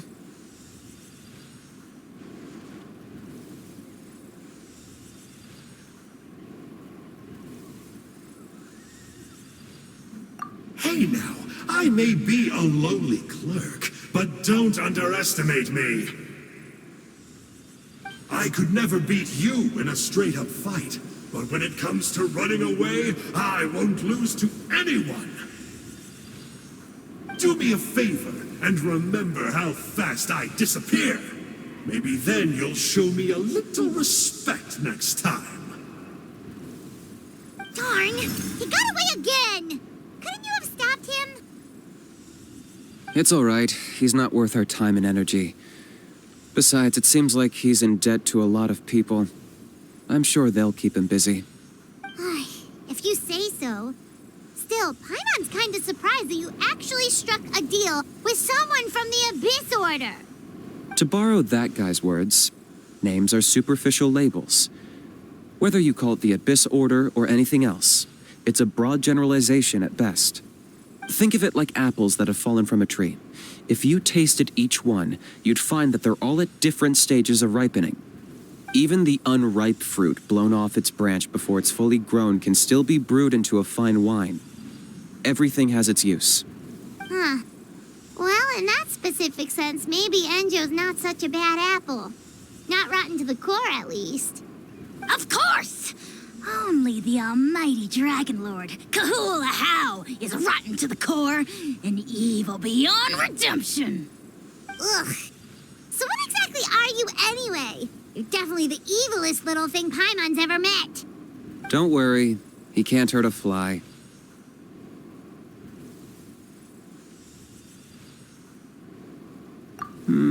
You could say that. Paimon heard that those kinds of contracts might come with a terrible cost attached. Is that true? Such as a How watching me like a ravenous vulture? Vulture? Vulture! We are the Dragon Supreme, sovereign ruler of the Nation of Flame. Let's pick this up another time. It's getting kinda late. You should go back and get some rest. Big day ahead. Tomorrow's Turnfire Night. Time to light the sacred flame and burn away the filth for a legendary 500-year-old warrior. Oh, yeah. Hearing you lay it out like that is making Paimon a little nervous. For all the work we've put in, it all comes down to tomorrow night. We have to make sure we solve this problem once and for all. Then it can't hurt to say this one more time. Good luck to us both.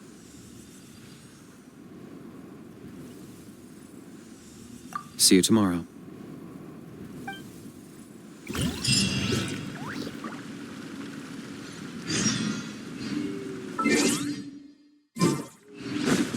Okay. What happened to getting some rest? You're cautious, like me. I get it. But don't worry, like I said, I investigated, and I'm confident he has nothing to do with the Mountain King situation. Before he got tangled up with us, he was looking into the Mare Javari. That's another major part of Natlan's history. Our ancestor, Burkina, once fought a campaign there alongside the 5 other heroes. But it's not such an easy place to get to these days. That's about all I know, though. I have yet to take a job that involves the Mare Javari.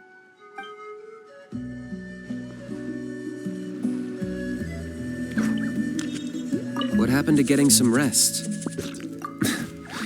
A house piqued your interest, huh? It's true that he's a relic from an earlier Saurian age, but since we're bound to each other by contract, you can see him as my companion for now. I know he can be awful, but don't worry. As long as I'm still around, he can't do that much damage.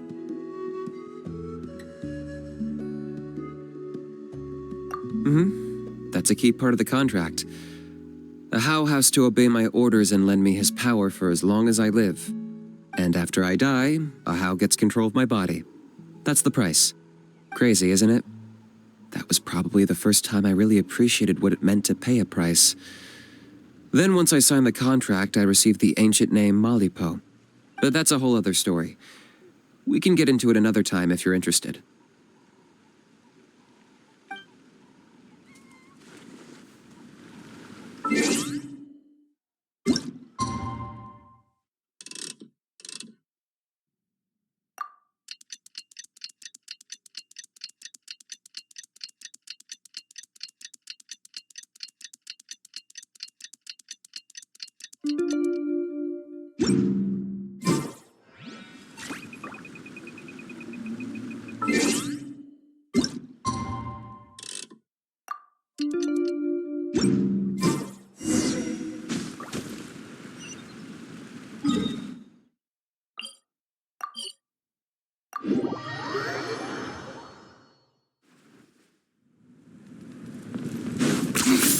Points for agility.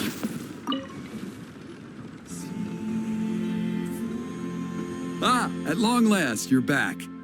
I hear you've done much for our people these last few days. Everyone has nothing but praise for you. Many young people have heard the rumors too. They're all eager to meet our new flame bearer. Well, they won't have to wait for long. It's almost time for the ceremony. We really hope we can resolve the Mountain King situation quickly and smoothly. Seems like a lot of people have been worrying about it, huh? Well, it's nearly time. So, if you're ready, then follow me to the ceremony site.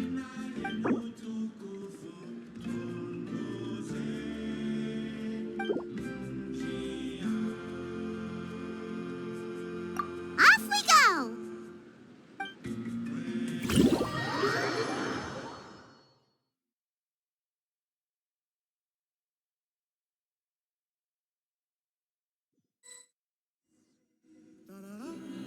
Here we are. Our honored guests have arrived. I have heard much about your fine work over the past few days. I hope you'll allow us to thank you properly after tonight's ceremony. Don't worry this huge venue ready must have been a huge task. No need to make extra work for yourselves on our account.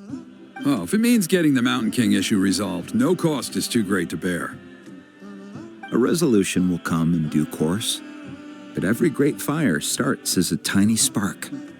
We must take it one step at a time. No one would disagree with you if that were possible, Chief, but it's been far too long since we've seen a real step forward. Look around you. Can't you see how our numbers have dwindled since the last Turnfire night? The ceremony was arranged on short notice. Many are away from home and could not make it back in time. That may be so, but still. Good evening, Traveler in Paimon. Kinich! Not a moment too soon. Chief Wayna, Elder Trinidad, could you give us a minute? I'd like to give the Traveler a few pointers as the previous Flamebearer. Very well, but make it quick. Let me know when you're done and we will begin the ceremony. Let's step to the side. Has anyone gone over the key steps of the ceremony with you yet? Yeah, Elder Trinidad did, but, Paimon seems to have forgotten them. What a surprise! The flying ant has an ant-sized brain. If you don't want your tongue to be burned off by the sacred flame tonight, I suggest you stay quiet. See those sacred flame pillars? Once you've lit the fire, go light each one up in turn. Once that's done, head down into the cave where the Mountain King slumbers, light the braziers along the way, then bring the flame to the final altar. Then the ceremony is complete. That sounds simple enough. The process isn't complicated, but remember, you mustn't turn back at any point. If you miss a pillar, you can't light the next one, then come back to it. You have to keep moving forward, or it's seen as disrespecting our ancestors. If that happens, you won't receive the blessing of the Turnfire, and you'll have to start over. I made you a diagram that summarizes the steps. Take a look.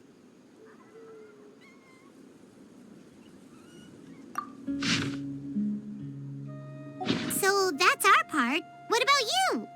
I'll be with you the whole way, and once you've lit the altar, I'll start summoning the rift. You can leave that side of things to me. Just focus on your part. Okay, we'll try to remember all that and get it right the first time.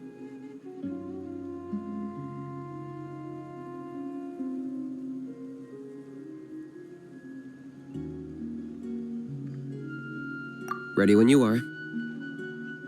But I think I saw Huni and the others just now. Maybe you should say hi before you start. Might make you less nervous. Just tell the chief when you're ready.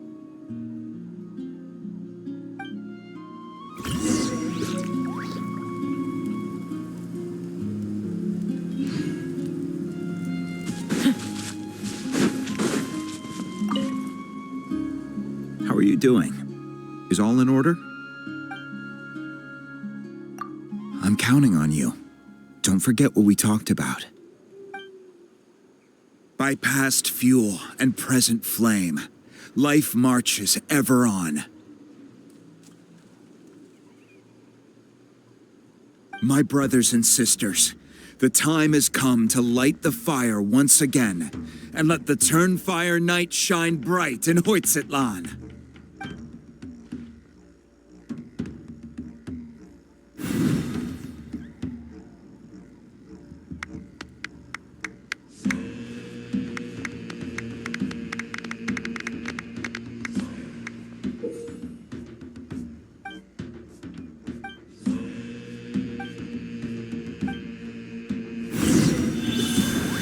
Go get the sacred flame.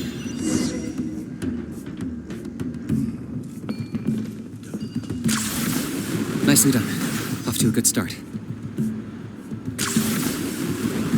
Great stuff.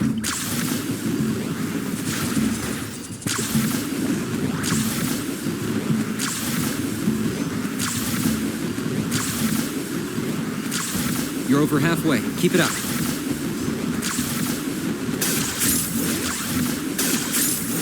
Impressive. Just one more to go.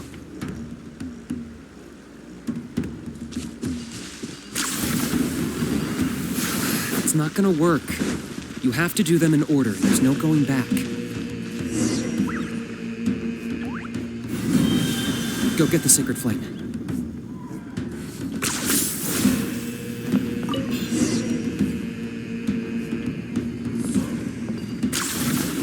Nicely done. Off to a good start.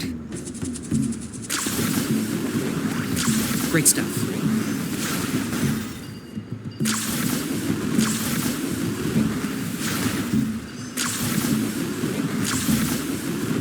You're over halfway. Keep it up.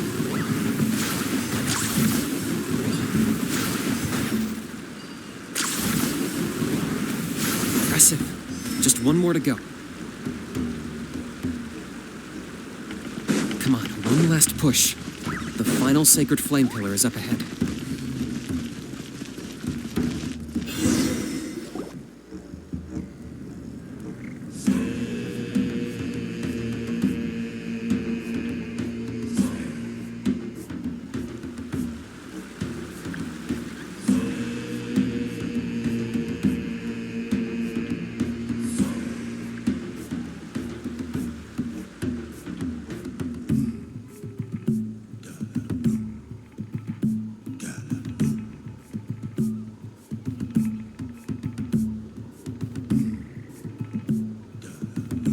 Great.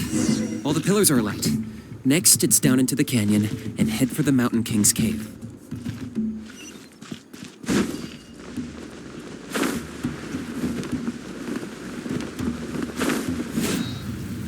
Almost there. The cave is just up ahead.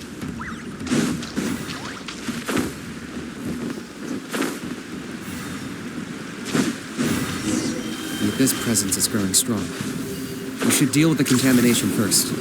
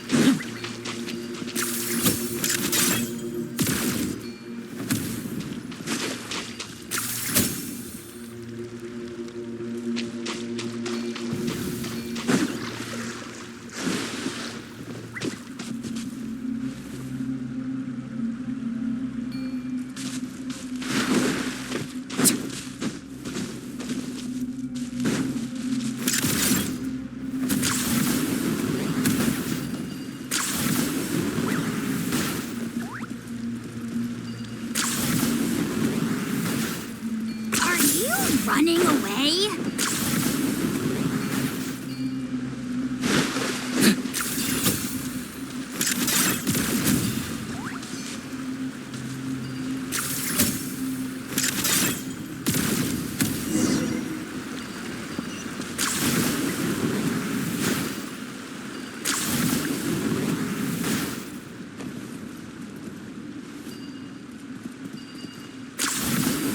There's the altar of the sacred flame. Remember, light up the torches around it first.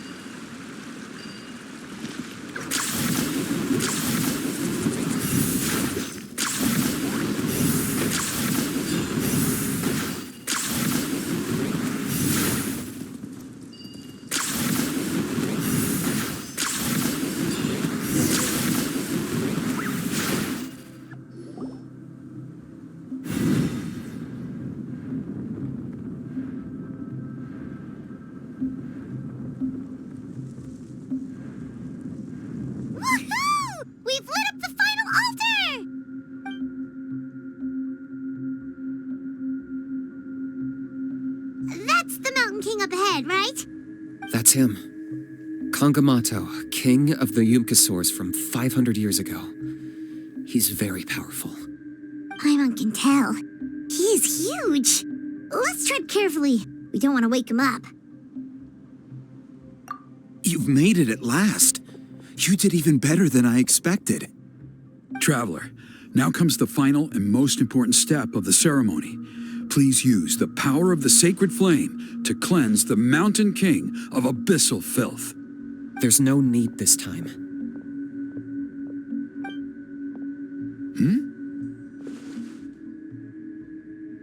Such strong abyssal power. What is that thing? Kinich, what is the meaning of this?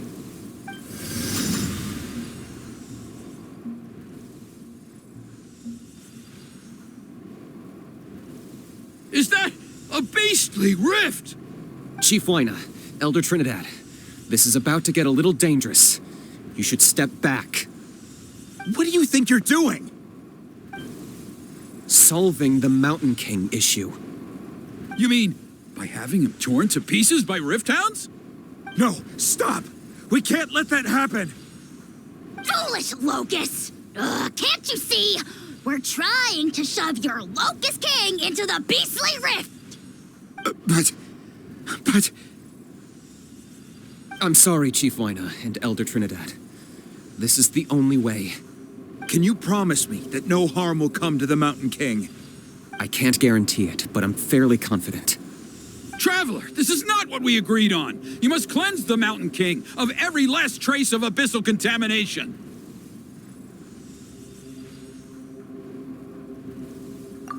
Okay, I see what this is. You've been in cahoots this whole time!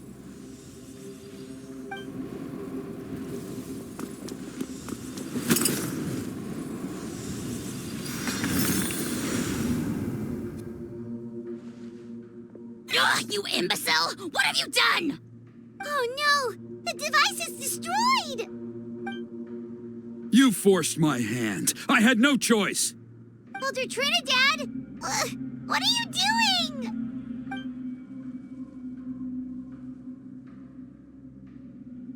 No, the Mountain King is waking up! He will cause even more casualties! Everyone, out! Now!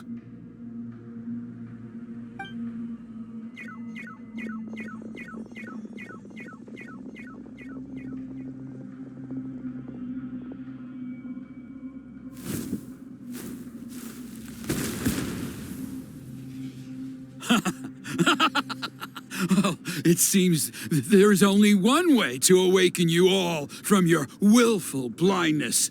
More sacrifices must be made.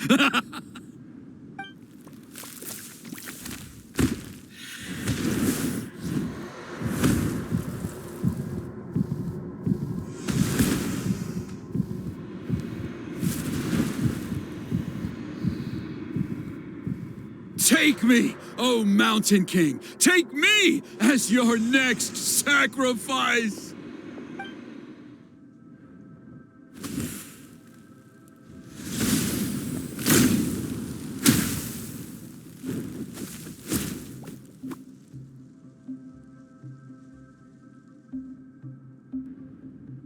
Everyone's still outside.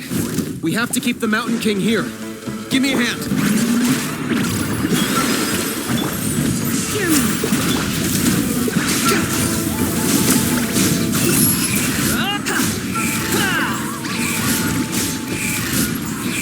Watch out for the fruits he's spitting out. You can use those against him.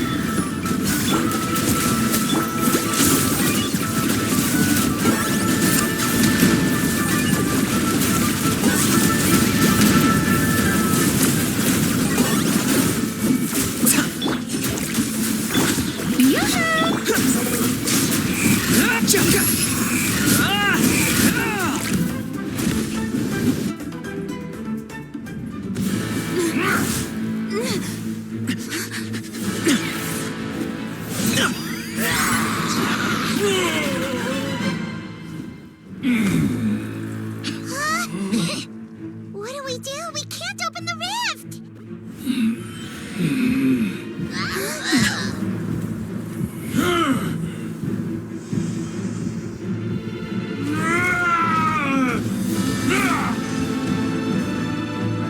Kill me! Put an end to White's shame!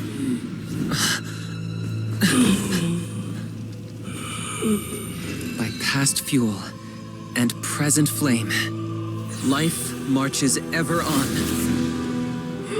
Oh, Burkina, I must atone.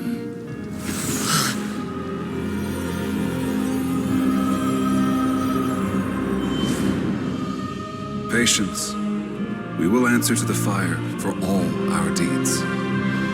Even if one day I fall behind, never look back. Keep moving forward, as we are now.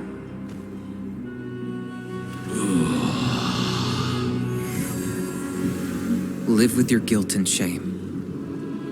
This is the price to pay.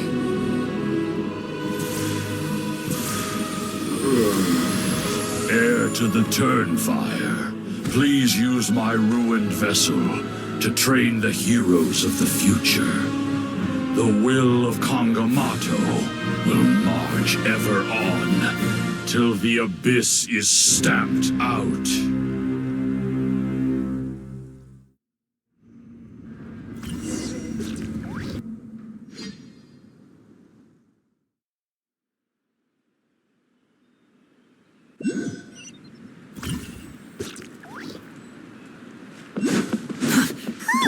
Pretty eventful day yesterday, huh? Paimon wonders how things are doing now. Let's go ask the chief.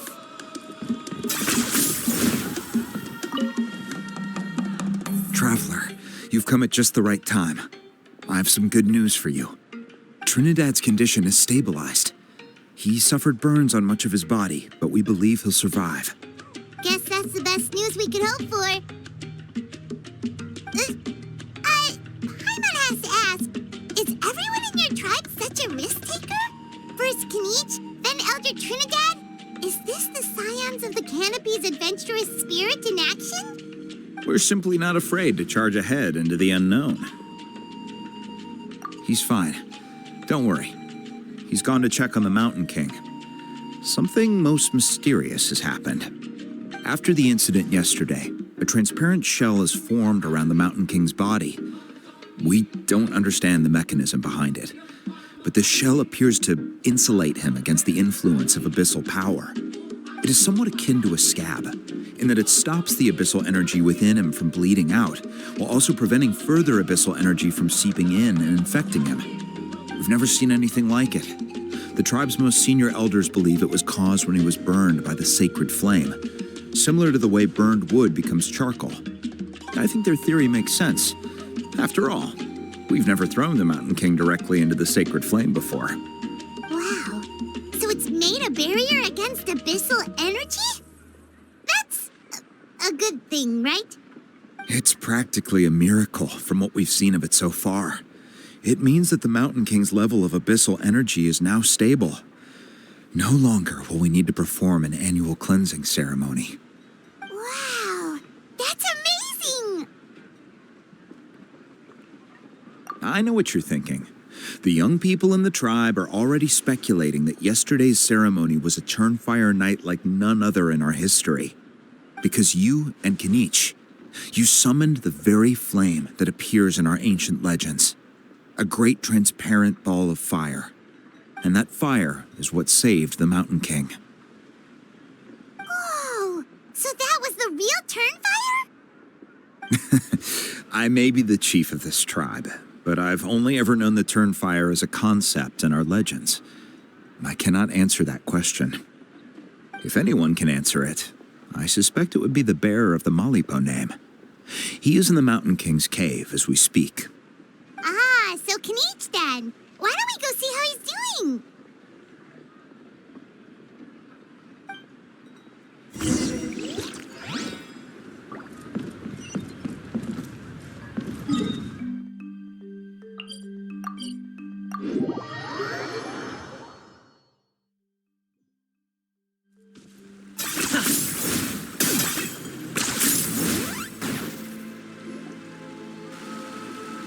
Hey, Kinich! Hey yourselves. You two doing okay after yesterday? We were gonna ask you the same question. You scared Paimon half to death when you rushed into the fire. Sorry, I couldn't just stand and watch the Mountain King get burned alive. So you thought you'd try and extinguish the sacred flame with Dendro? Or is that an attempt to make the almighty Dragon Lord Kahulahow die of laughter? The sacred flame only possesses a fraction of the Pyro Archon's power. It's not as if I was fighting the Pyro Archon herself. Kinich, when you went into the flames, were you intending to, Intending to what? do the same thing as Burkina? Sacrifice myself? Of course not. My focus was on keeping the Mountain King alive, not on what it would cost. But now I'm curious. What made you think I was going to sacrifice myself? Well, because everyone's saying the Turnfire is what saved the king last night. And Ponche's theory was that summoning the Turnfire is a tit-for-tat exchange, right? So, Paimon thought you decided to pay for it with your life. So you've heard that rumor too. I'm afraid I can't say for sure. What happened yesterday was a first for me too. Well, even if you don't know, there's probably no one in the world who does. What I would say is, if that really was the power of the Turnfire, I'd sooner believe that the Mountain King summoned it himself. The Mountain King? Then, what price did he pay? The core meaning of price is not atonement or compensation, but what you're willing to give up in order to obtain what you want. It's easy to die for your sins.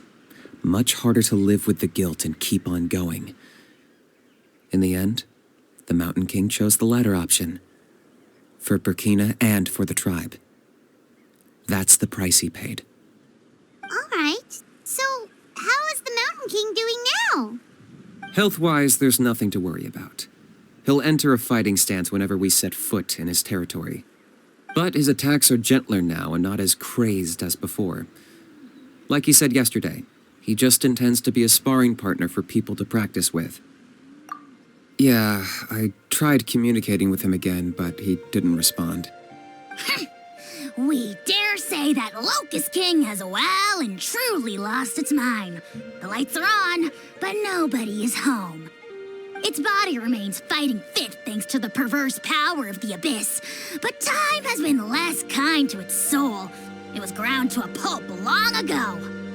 But we saw him come back to his senses yesterday. That was merely one last burst of brain activity before it croaked. As you humans would say, it went out with a bang. Oh, come on! Stop being such a doomer.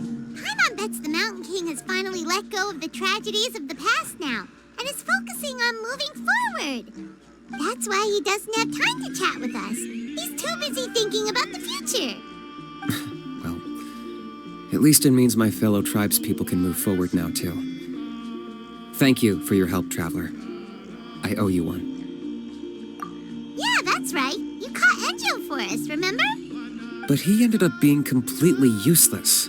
It's not a fair trade if you lost out. That's on him. It's not your fault he's useless. Besides, we're friends now. You don't know us anything. Friends? But your friendship is an even more valuable gift. I can't in good conscience accept it for free. So promise me, if you need anything in the future, you'll come to me. For you, I'll do anything.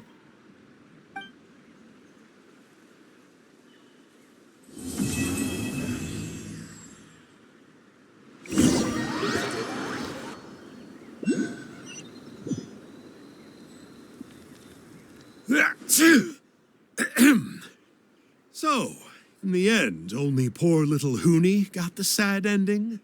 Yeah, everyone's happy except me. First Nana, then my dad.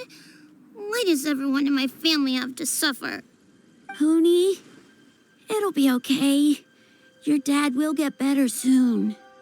Toba, you're my friend, so I shouldn't say this to your face. But it was all the Mountain King's fault.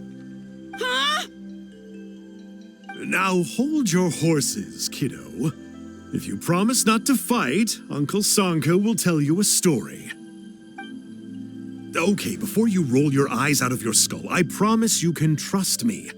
I almost got my eyebrows burned off by the Turnfire after last time. That's why I came back, to make it up to you. All right, I'll just get to the point. Do you know what Uncle Sanka loves the most about your people? What? Your extreme sports.